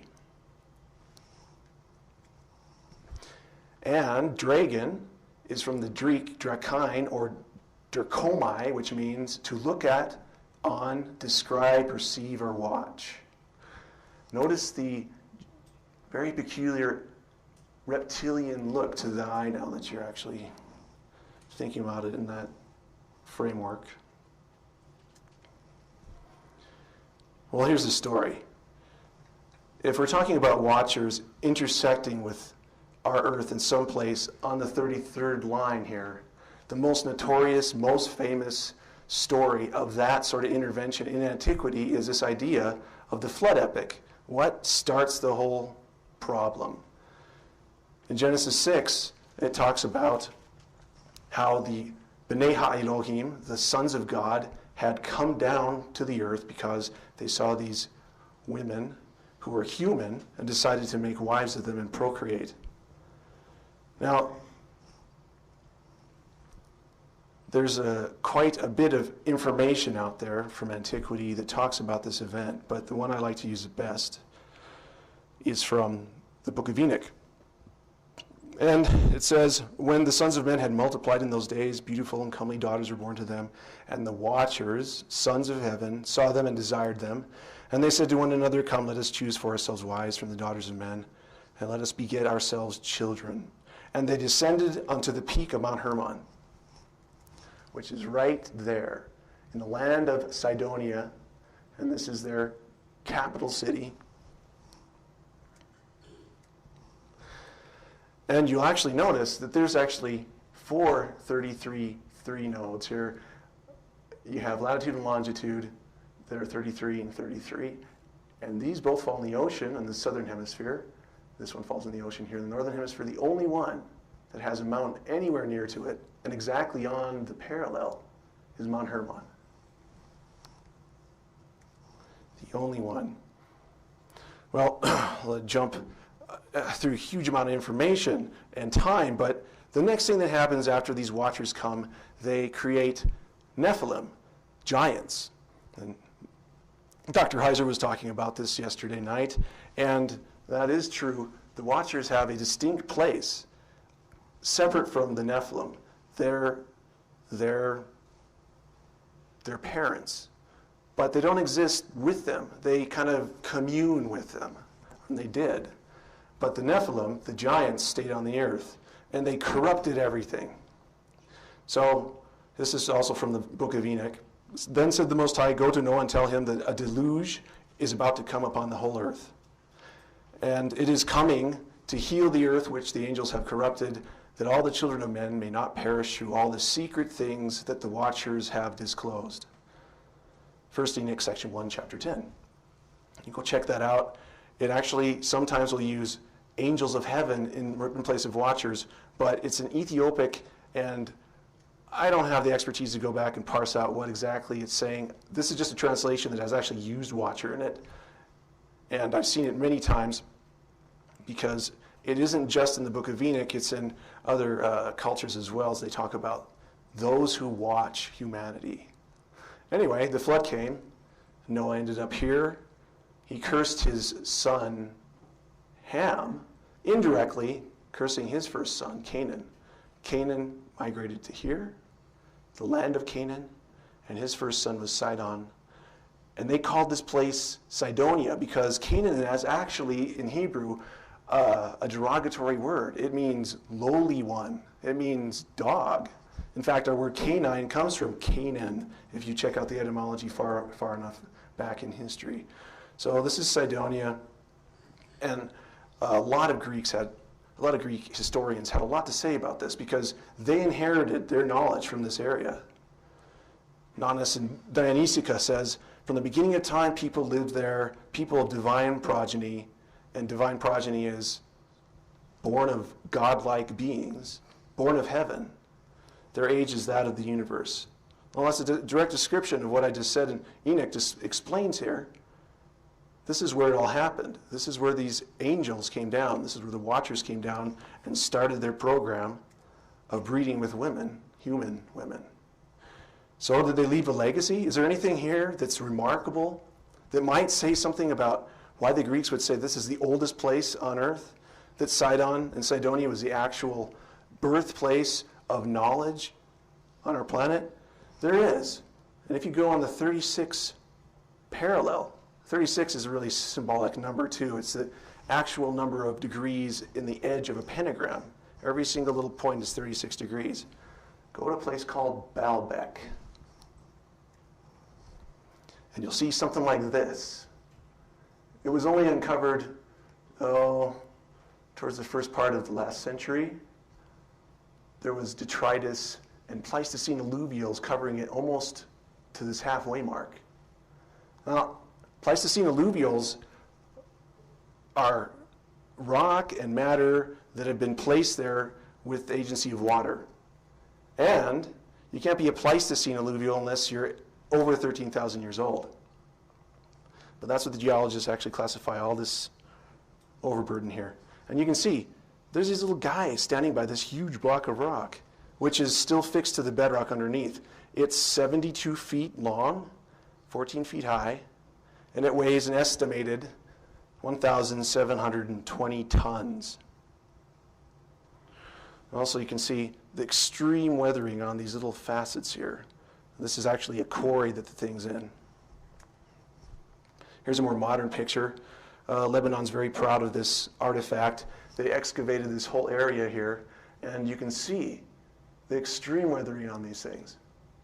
These aren't 4,000 years old. These aren't even 6,000 or before even writing old. These are at the Pleistocene age. The Pleistocene is marked by a global die-off. If you're a paleontologist, you understand that the marks in geology actually are originating around die-offs, global die-offs. And geologists will agree that the Pleistocene age ended about 10,500 BC, or 13,000 years ago. This is part of what's called the Baalbek Trilithon. There's a little guy with a fez regarding this huge edifice. It's actually a foundation for a huge complex above it. And you can see there's little edges here broken off that somebody had actually come back to this site after it had been destroyed, if it indeed had actually been built intact, and put these extra stones here and try to actually rebuild it again. But these things are about a level of two-story house, the top, and they're a little bit lighter, about 1,200 tons. And here's a wider picture of the Trilithon. And these are two guys standing above it. Its enormity is stupefying. If you actually get a chance to go here, which you probably wouldn't because the Hezbollah have a big training camp right here now, but if you could actually go here, you couldn't comprehend it. It is just such a large structure. And then above it, you see this incumbent masonry, and then another change above that. And archaeologists want to say that the Romans did it all. But you can see that there's three different styles, at least in the face here. You can see Roman architecture here, and then you can see that are Hellenistic Greek, and then you have the Canaanitic, the Sidonian here, and then who knows who built this. The legends have it that Cain, the first son of Adam and Eve, built it in a fit of raving madness. But that's the legend there. Now, from this area called Sidonia, the knowledge was brought out into Europe by Europa. And really, she's an important person because she was a princess of Sidonia in the Greek myth. And most people don't realize that her name is why we call Europe Europe. But the story goes that she was abducted from the coast of Sidonia, which is now Lebanon, and she was brought to Crete. And if you go to Crete, you can find all these effigies of women with these big eyes. And you wonder what that's all about. Well, Europa actually means wide eyes, or being able to see really, really well. And interestingly enough, Apis and Appa have a common etymology. They are snake and eyes. This is actually an effigy from Crete. Here, a woman with her eyes open as wide as she can have them, and there's eyes on her little crown here, and an owl, which sees really well, in the dark even, and snakes. She's always referred to as a priestess of Crete. Well, Europa, in the myth, came to Crete, She brought this knowledge from Cydonia to Crete.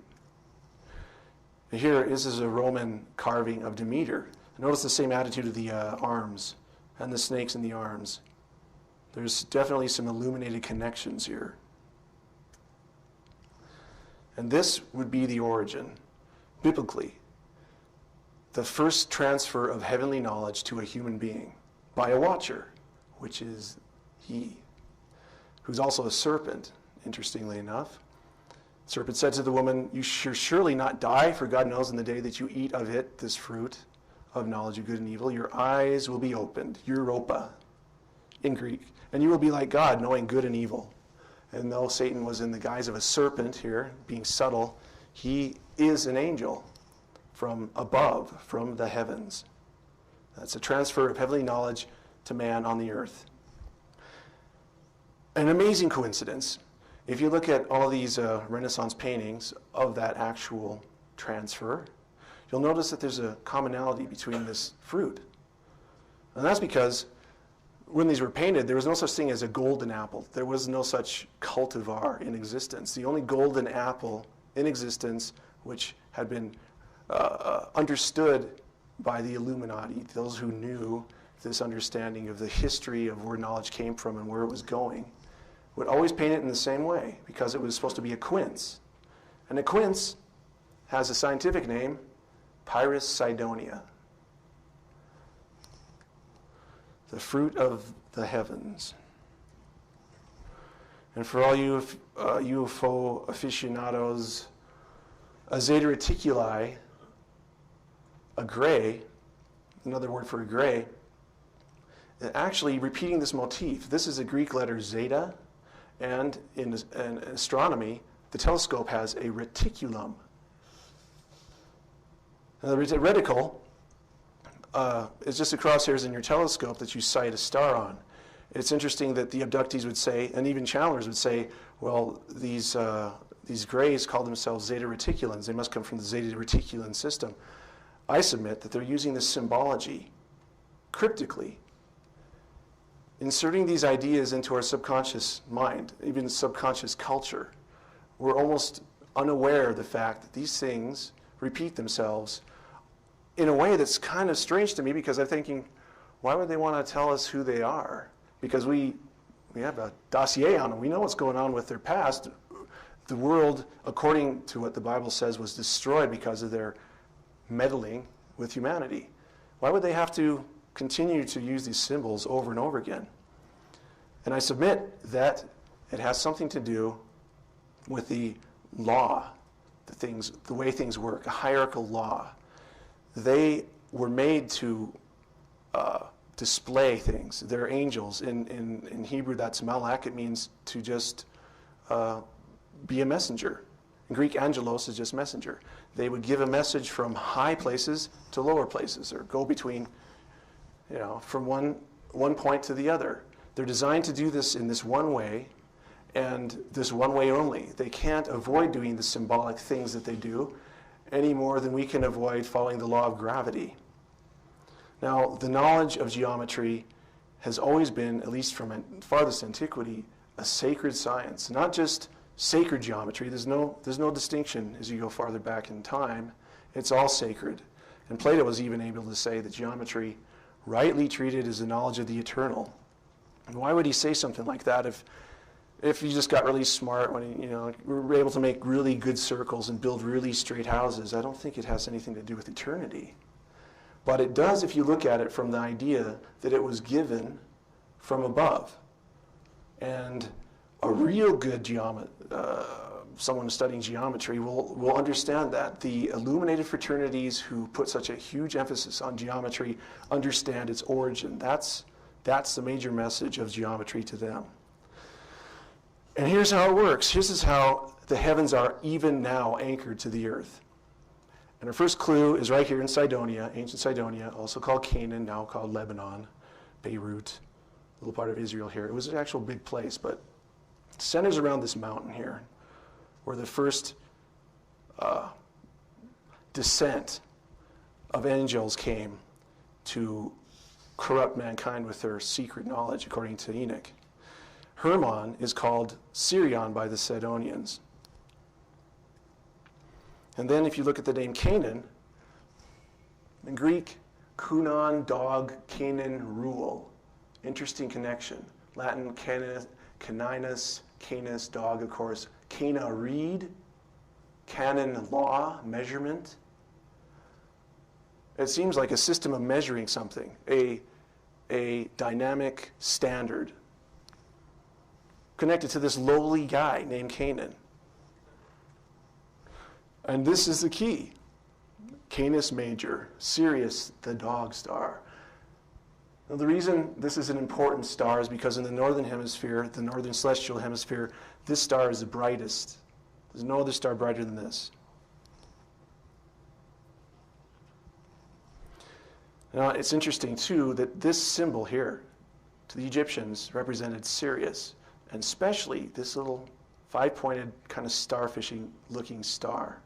You could say it's a pentagon sort of thing. It's got 5 points, a little bit off, but it looks almost anthropomorphic. It always has 5 points.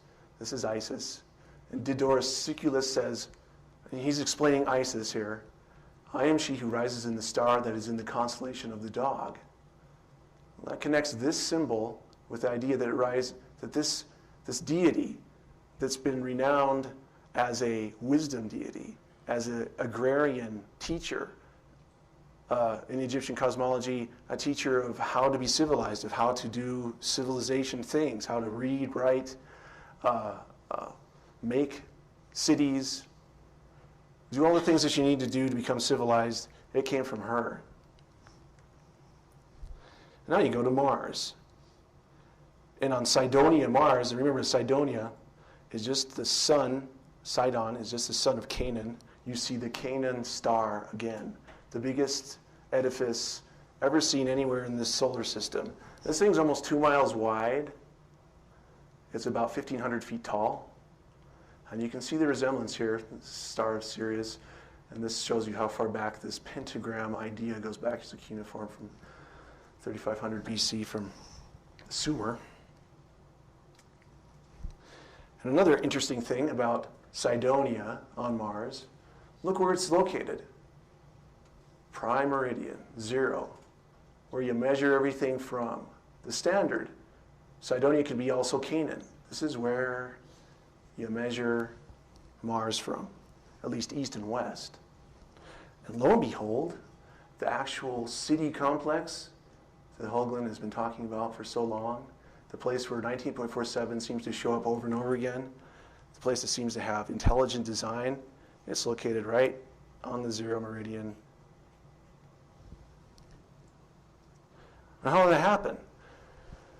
Schiaparelli, back in the 1870s, was studying Mars. That prime meridian had already been set up. He was the guy that set this nomenclature over the top of it. He did this deliberately. He was steeped in the occult. You can look up history of him and biographies of him, and you'll find that he was also collaborating with Camille Flammarion and Percival Lowell. You go to seances, they would study the supernatural, and when Schiaparelli's eyesight gave out due to studying Mars so much through his telescope, and they weren't very good in his day, and mapping it, all these surface features are still used today. He wrote a book, a compendium on astronomy in the Old Testament. This is a celestial map from Ptolemy. You'll notice that he has put the prime meridian of this map, this is the entirety of it, right through this dog. Because that dog is actually where Sirius exists.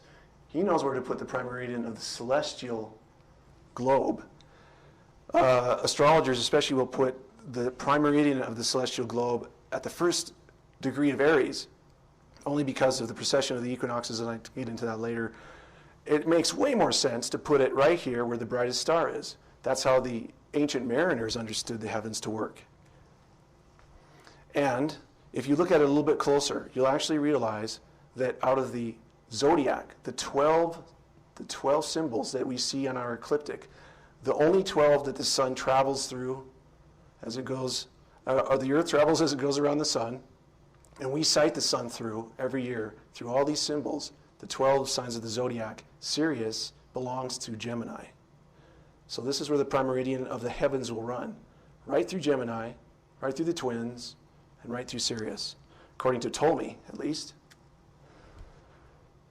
Then here's the Gemini, Castor and Pollux, and where the prime meridian would run, if you're looking at them.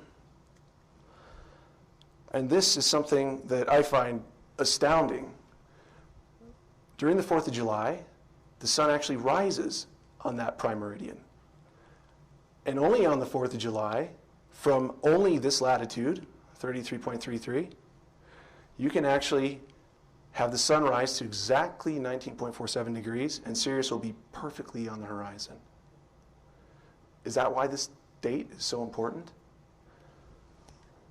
It's a rhetorical question. I think so. Okay, this is just so you believe me.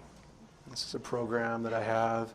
You can get them off the internet for a song, but here it is, Sirius on the horizon, and the sun at 19.47 degrees, the stamp of tetrahedral geometry, right in Gemini, right there. And then, of course, there's the altitude again. 19.5 is a round number of 94.47. I can't really get it to anything more narrow than that. And then, of course, Roswell, New Mexico, 33.33. Now, Roswell actually lies on 33.2, but this is where the crash site is, and I can actually adjust it with my program. And the actual glyph for Gemini, the shorthand glyph in astrology, is pillars. This is Gemini.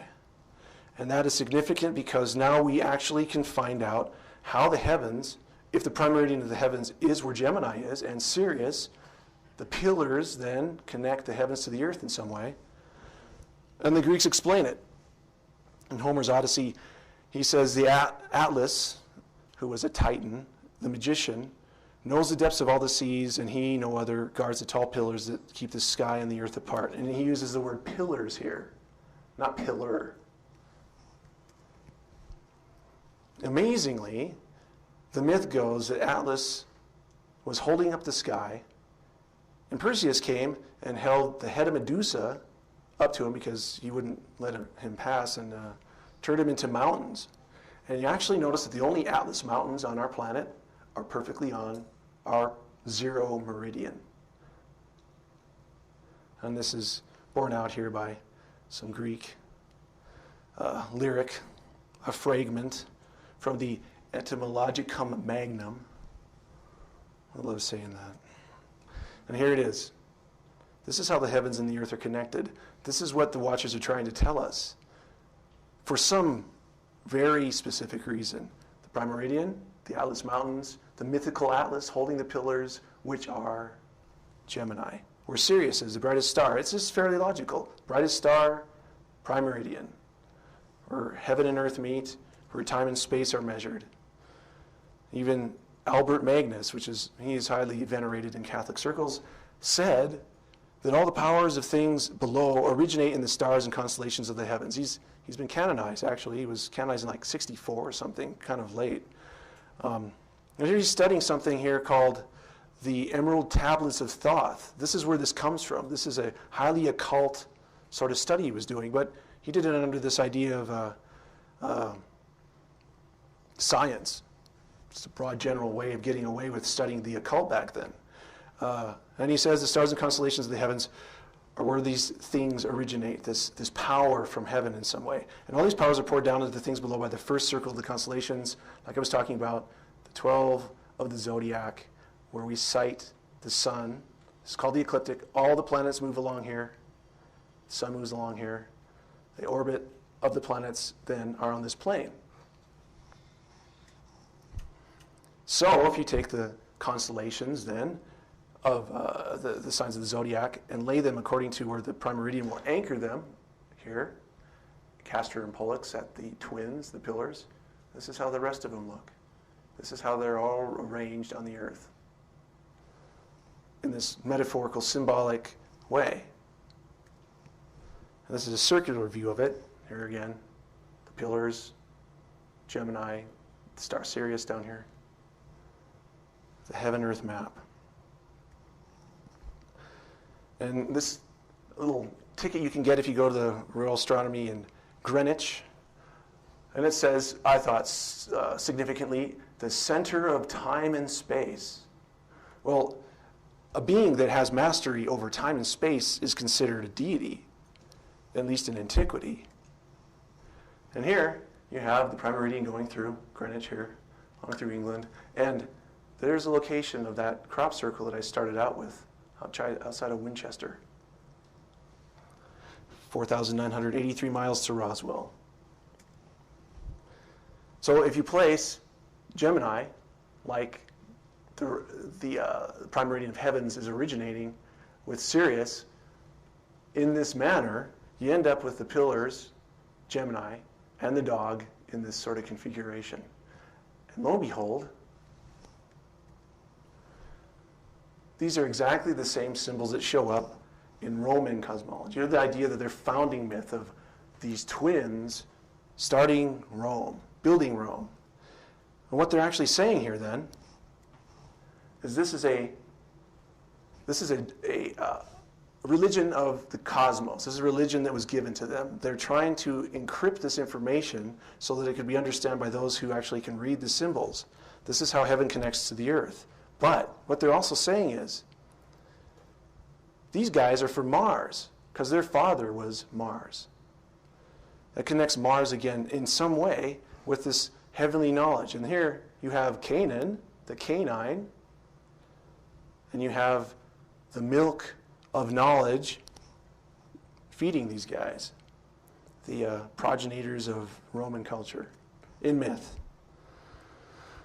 Well, I thought it was interesting that if you looked at the crop circle when it was made in August 14th, 2002, that those same motifs, Sirius, which would be the dog star, Mars, and the sun, all showed up on the horizon exactly at the same time. In fact, the sun and Mars were in a cult. They were actually conjuncting.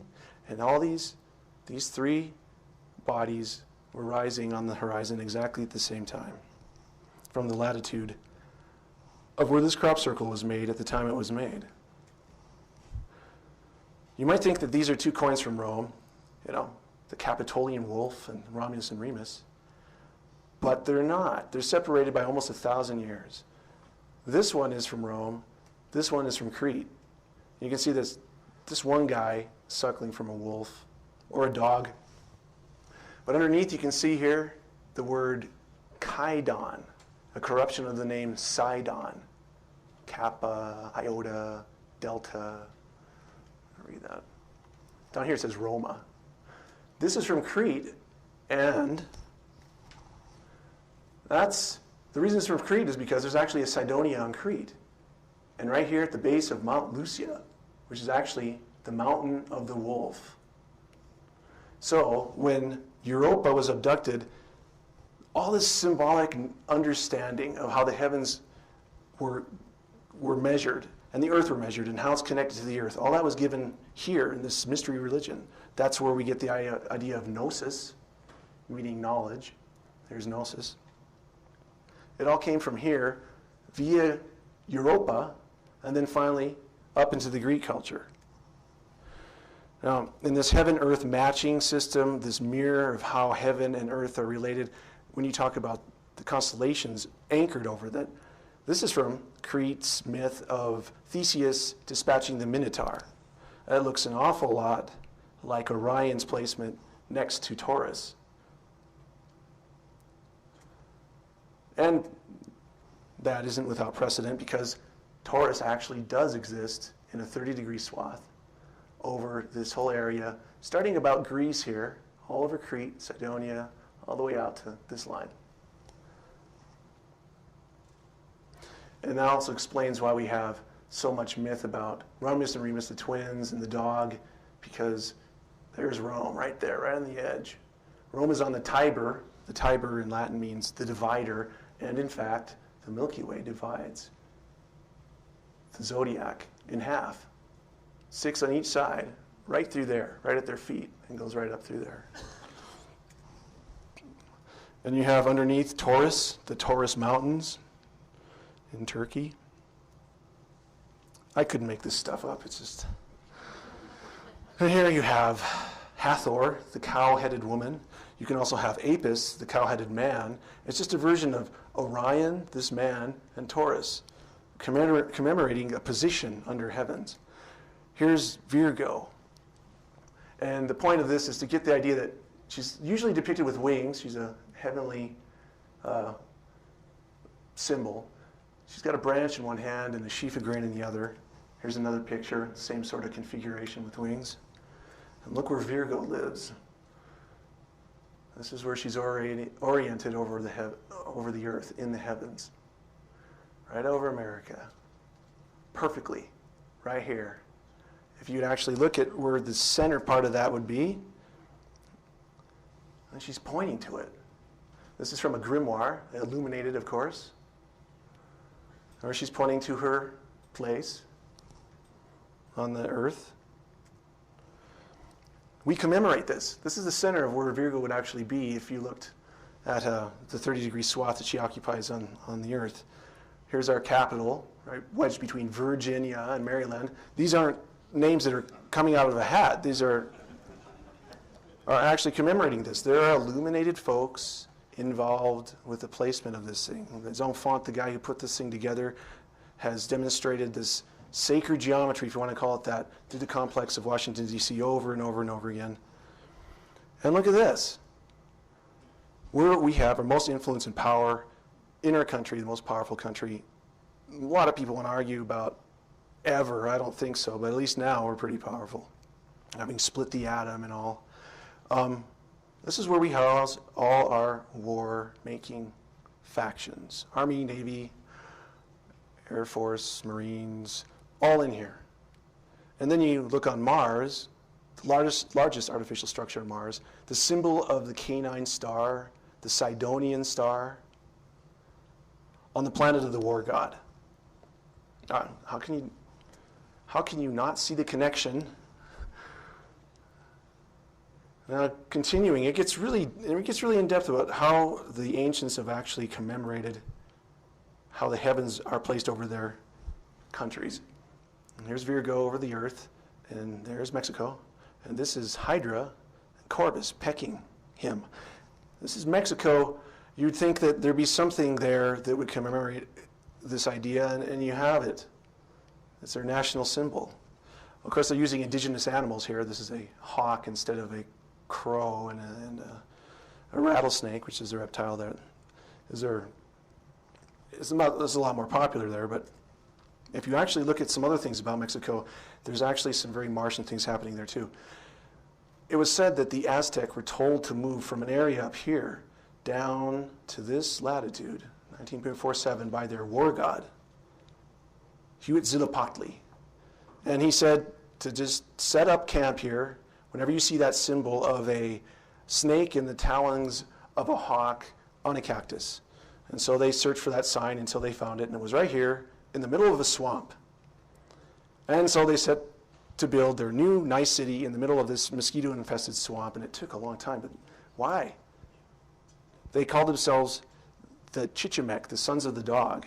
So you're seeing these things repeated again. Even across a whole ocean, you actually have this idea of the dog, Mars, measuring the earth, repeating the symbols. I think this is an incredible picture. This is a bilateral symmetry face. We have actually on this side a lion. It's kind of hard to see. I couldn't get a full-on frontal view. And this side's a human. And the archaeologists who found this in Tabasco, Mexico, have said that it actually is depicting the lion-human cult, and this is a person in the act of transforming. But you notice the attitude of the face here, looking out into the heavens. It was the Olmec who supposedly carved this thing. And here we have the face on Mars. Notice the strange similarity here between the features that NASA would have you dismiss completely out of hand. I've gone to trouble to actually highlight just exactly how integral the lion eye here and the nose are incorporated into this ancient feature, which I believe has every hallmark of an artificial structure. This, of course, is almost too 2 miles wide by almost a mile, 2 miles long by a mile wide. If you continue down to South America, you find Leo dominates the country. And if you go to this little city here, Cusco in Peru, you'll find amazing artifacts. This is a megalithic site called Sacsayhuaman. This woman's standing here in front of one of these great walls that were excavated, maybe only about 150 years ago. But right through here are stones that weigh in the 150-ton range, and there's a big enough one here to actually have been estimated at over 300 tons. What she's actually standing in front of is one tooth. Here are the rest of the teeth in a big jaw of a giant lion that the whole city of Cusco, Peru was built over or into. Here it's a little bit degraded with modern convention, but it's the mouth here with the teeth that you were just looking at, commemorating the lion above them. If you go to Bolivia, which is about a little bit over 100 miles to the east, you'll find a place called Puma Punku here. This is on top of a place called the Antiplano.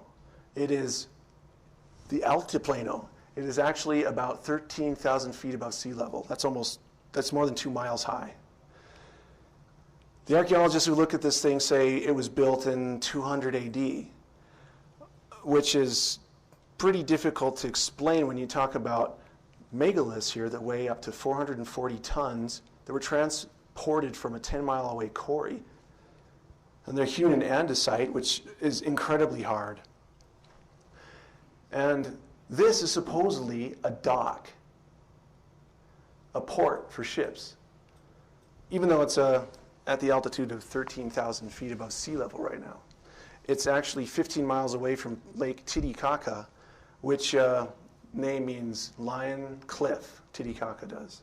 So you have the Puma Gate and the Lion Cliff in the same area, in an area where no one could grow anything because it's too high, and that supposedly held ships and docks. Here's a picture of the shattered remains of Puma Punku. This is the megalith that weighs around 400 tons. They're shattered and jumbled together like tinker toys. And this has all been uncovered just recently. These are some of the newer excavations. They don't have enough money to really take the overburden off the top of it. But again, a geologist will tell you these are Pleistocene alluvials. And they're not just plain Pleistocene alluvials. They're called marine Pleistocenes, which means they were deposited by salt water. So what you have to ask yourself then is, what are alluvials doing here from the Pleistocene? Because the Pleistocene ended 13,000 years ago. And this looks like some of the most intricate stone laying. I mean, if you look at these pieces of work here, they're hundreds of tons. You can't even insert a knife blade between many of these. They're set with such precision that they're dug down into the bedrock and then multi-facets so that they don't jar loose. What's that doing under waterborne detritus? It's because it's just like Enoch says. There was a global flood. In fact, the people, the Indians of that area, actually were able to get into detail about it. They said that a massive body came close to the earth and that it pulled a tidal bulge of the oceans out with it because the earth captured this body like a moon or a comet in its gravity. And as this orbit decayed, it reached its Roche limit and fragmented, and this huge wall of water, this huge mound that was moving along with this moon was dissipated, and it flowed back towards the poles each direction, and it wiped out their civilization in one night. And that's their legend. Now the Watchers, those who've been abducted by the Watchers, many times come back with this idea that the Watchers are saying the Earth's going to be destroyed again. Well, they should know. Enoch says that they're the reason the Earth was destroyed already. But it's interesting that this would be a revelation to those who've been studying Bible prophecy, because when the Messiah comes back, that eschatology talks about disasters unlike men have ever existed through are coming.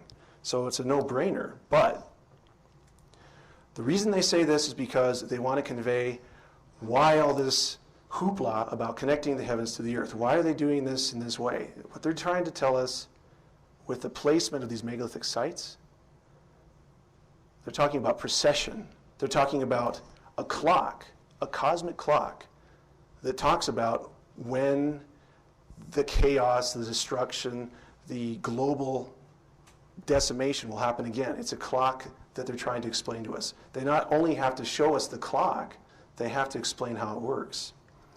And this explains it. These megalithic sites have been placed in a configuration around the earth in the manner of a pentagram. Why? If you look at a Cydonia fruit, cut it in half, this fruit that symbolizes knowledge from heaven, it's also pentagonal. In fact, Pythagoras used to, and he's considered the father of many illuminated fraternities, he used to hand his new student apple and a knife. And if the student was worthy of being taught by him, he would cut it along the equator instead of along its axis. It would reveal a perfect pentagram inside. And the secret then that he just revealed would be the secret of precession. The precession of the equinox is a ill-understood function of the heavens, but it's integral to understanding how this heaven to earth knowledge works and what the Watchers are trying to tell us. They're trying to get the scoop on the idea that there's going to be a cataclysm coming. They want to be able to tell mankind, with this knowledge from heaven, we're in charge. We're your progenitors. We're the guys who are in control of this earth. We have been before. We're going to warn you through these various means. They're kind of doing this distraction technique, which is interesting, but here you have the equations, real simple, 72 degrees between each one of these points, and in the 360-degree circle, a system where you measure a circle by 360, you end up with the exact number it takes to go through one cycle of the precession. That is, every year, the sun will rise just a little bit farther along the signs of the zodiac, the 12. It takes 72 years to move 1 degree. So 360 degrees times 72, you get 25,920 years. Well, that's like the first hand of the clock, the hour hand, say. It's the major hand, it's the slow hand of the clock that they're talking about, the great celestial clock of doom. You can actually see this precessional number incorporated into the latitude of the crop glyph, the crabwood crop glyph, in 19.47. There is exactly 2,160 miles between these two latitudes, as a crow flies, even over the curvature of the earth. That's how exact it gets. 2,160 is exactly the number of years it takes to move through one sign of the zodiac. Just for the heck of it, I decided to divide that number by pi, because it seemed to be something that the crop circle the Watchers were showing, and lo and behold, the number you get is exactly the number of days in a Martian year.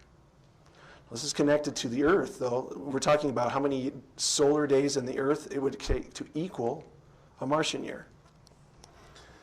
And then in addition, I didn't put this up because it wasn't quite as significant, if you subtract 333 from that, you get exactly the number of days in a lunar year. Okay, well, in addition to this idea of precession of the equinoxes, there are 4 cardinal points to the ecliptic. Here's the 12 signs of the zodiac are aligned on here, but there are 4 cardinal points as the stars. The brightest ones on the ecliptic are in these constellations: Leo, Ophiuchus, Aquarius, and Taurus. And that is a signature of a cherubim. Now, this is a symbol that many who study history will realize have been around for a long time. And they're a huge part of an ensign or a symbol for the angelic beings in the Old Testament. They had 4 faces, Ezekiel talks about. Well, there's 4 cardinal points to the ecliptic. If you combine them all together, you get this unique little animal here. And this one is an ivory from, it escapes me, but there's a head here, a human head, 4 paws of a lion, eagle wings, and the back part supposedly of a bull. The bull tail is up instead of down, so they believe that it's a bull. It has all the hallmark and stamp of an angelic being, which seems almost like a paradox. If the Watchers are angels, but angels are in the Bible as being good guys, what's the difference? Well, there are moral alignments with angels. There are those who've decided they will do what God wants. There's those who have actually been corrupted, along with the greatest angel, the greatest cherub, whoever was in existence, who was corrupted by his own beauty. And now we have this interesting sort of moral conflict going on, and you see the motifs of this. It's the center of the Ark of the Holy of Holies, where the Ark of the Covenant was held, the very most holy object that the Hebrews had. These guys are guarding it. The same symbols are on the top of the ark. It's all about something to do with this conflict. The heavens, the angels, humanity. As a side note, the guy who built all this stuff in Solomon's temple was from Sidonia. Hiram of Tyre, he was the king of Sidonia. He didn't call himself king of Tyre, he called himself the king of the whole country, and you actually look in the Bible and you can find Sidonia as being the name that they would use. It was also known as Phoenicia by the Greeks, but that's kind of a derogatory term too, because Phoenicia just means red men. The red men came from there, and there's conjecture over it was maybe the dye industry dyed these guys who, when they would go and trade with the Greeks, they'd have all this purple dye on their hands and stuff. But I think it has a lot more to do with the idea that Mars was part of their culture. Mars, their red planet. And even the face on Mars has some precedent in the Bible. It's in Ezekiel 41, 18, 19. The panels of the holy place, and this is talking about a temple that doesn't exist yet, in Jerusalem, were made with cherubims and palm trees. So the palm tree was between cherub and a cherub, and every cherub had 2 faces, so that the face of a man was towards the palm tree from one side, and the face of a young lion toward the palm tree on the other side. It was made throughout the house, and that's exactly what we have here.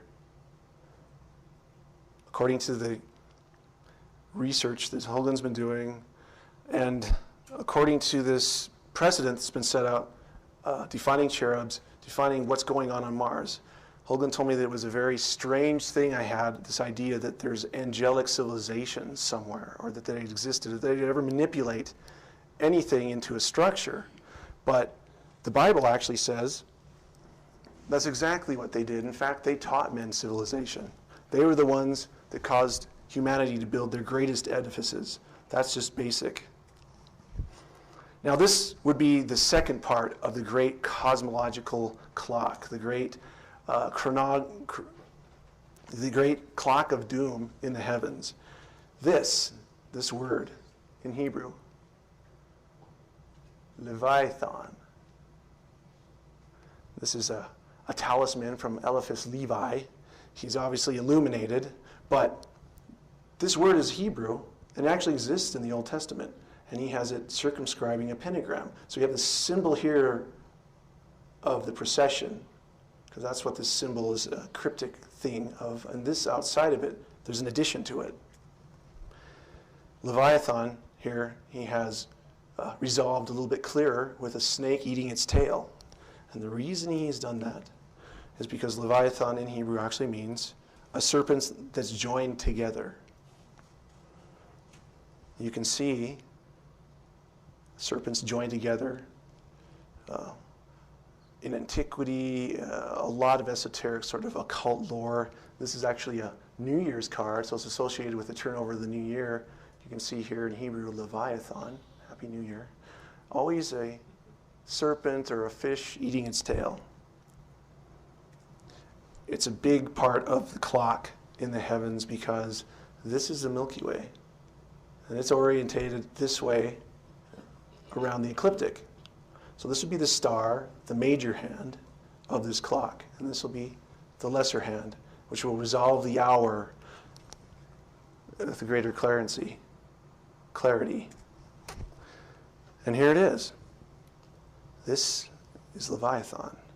Here's the head of the snake right here, the tail going into his mouth, his body. You can look at it a little bit clearer here. The tail going into the mouth.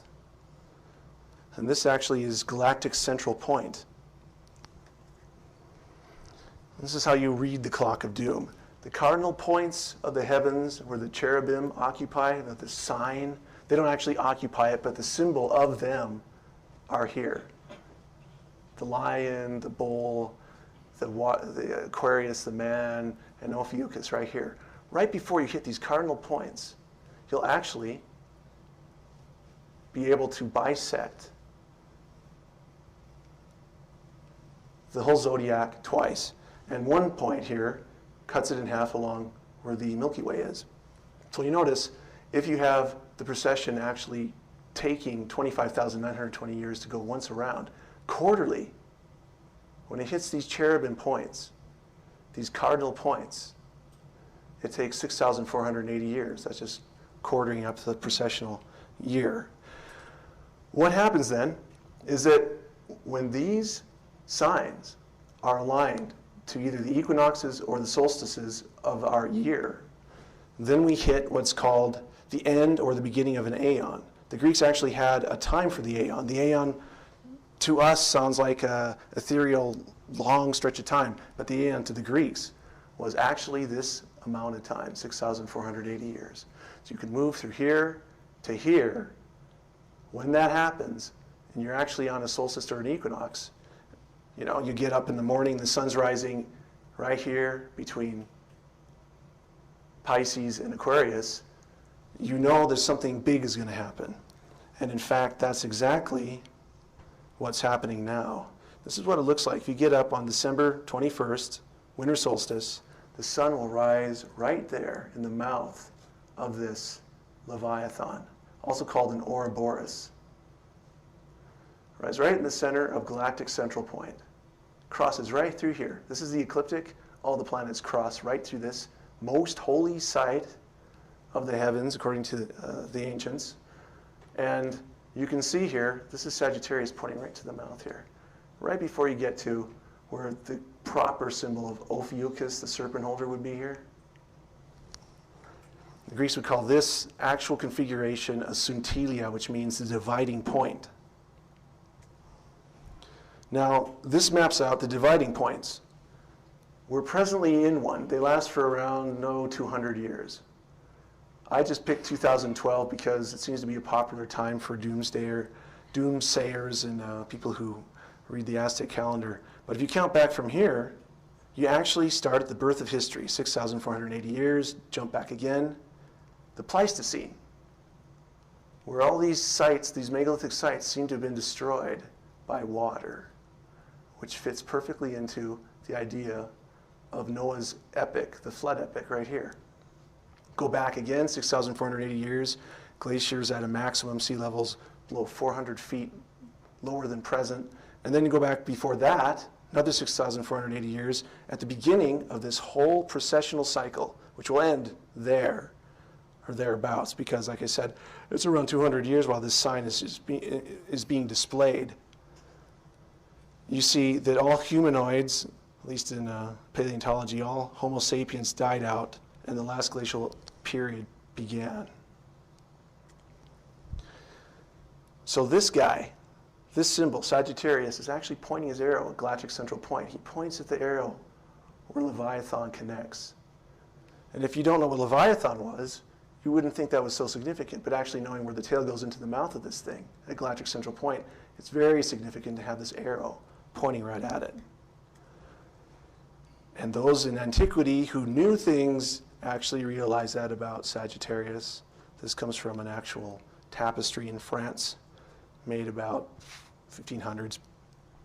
They incorporated Leviathan here in galactic central point with the body of Sagittarius. But this, I think, is really fascinating. The most ancient depiction of Sagittarius is Nergal, the god of Mars, to the Sumerians. And this is an artist rendition, actually my brother painted that, of this face in profile. And here's a close-up of Nergal's face in profile. Notice he has two faces. Some say this is a lion. Looks more like a wolf to me. It would still be kind of significant. But he's a cherubim. This back end here, this is a cow. This is a bovine. The front, these are paws of a lion, wings of an eagle, and human four parts like a human. So he fits a classic design of a cherubim, but he's called the god of Mars by the Sumerians, and he bears this uncanny similarity to the face on Cydonia. Well, Enoch comes to the rescue again, explaining what's going on now in modern times. You have the alien grays, you have what people would say are Zeta Reticuli or Watchers. Enoch explains what's going on with them. He was actually told to explain to them themselves by God what their punishment would be. And he goes on saying here in Enoch 6, the dwelling of the spirits who were born on earth is earth. They are called demons. They eat no food, do not thirst, and are not observed. As Dr. Heiser was talking about yesterday, the Semitic, the Hebrew belief of where the origin of demons come from is that they were the giants that were destroyed in the flood. Enoch fits that here in this sentence. And then he says, but the dwelling of the watchers, the spirits of heaven who were promiscuous with women, is heaven. They, assuming many forms, and that's a salient part there, will lead men astray so that they sacrifice to demons as gods until the great judgment day, until the time of the consummation of their sin. This is the central point of contention. I wanted to add, when Dr. Heiser was talking yesterday about what defines divinity, what defines a divine being, and I was thinking, could it just be living forever? Immortality? I mean, they are different than humans, and they don't live on the earth. They have interaction with us on the earth. But I think what defines, really simply, in a way, a divine being, an angel, is that they are eternal. They weren't always eternal. They were created at one point like human beings, but they have eternal life already. And this is where the contention all started. This knowledge was brought down from heaven by this being, a watcher, the consummate watcher.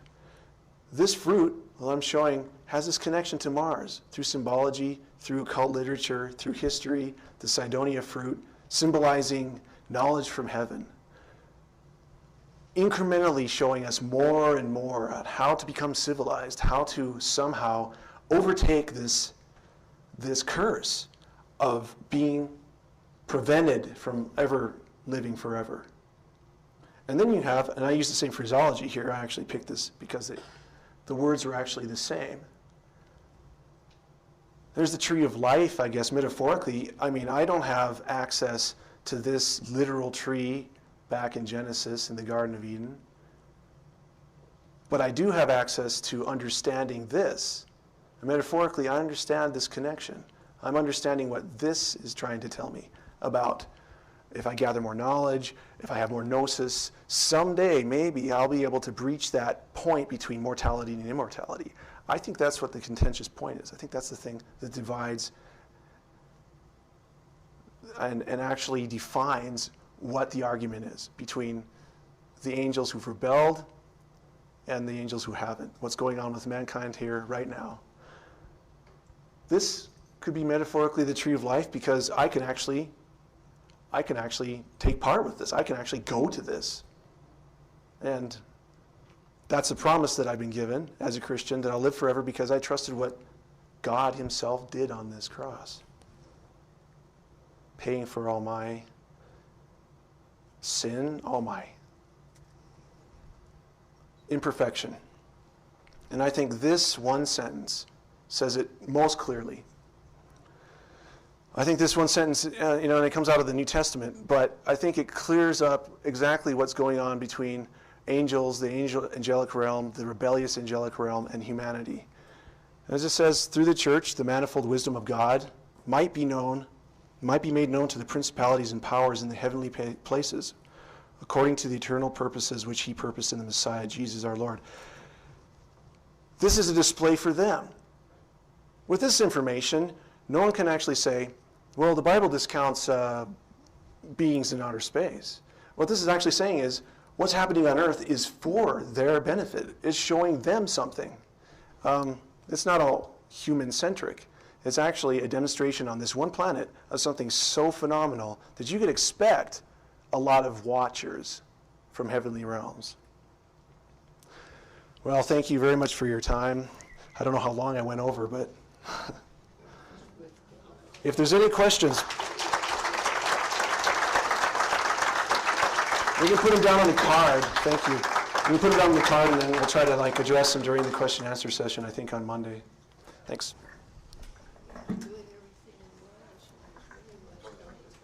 All right, we've got Mike Heiser at 5:30.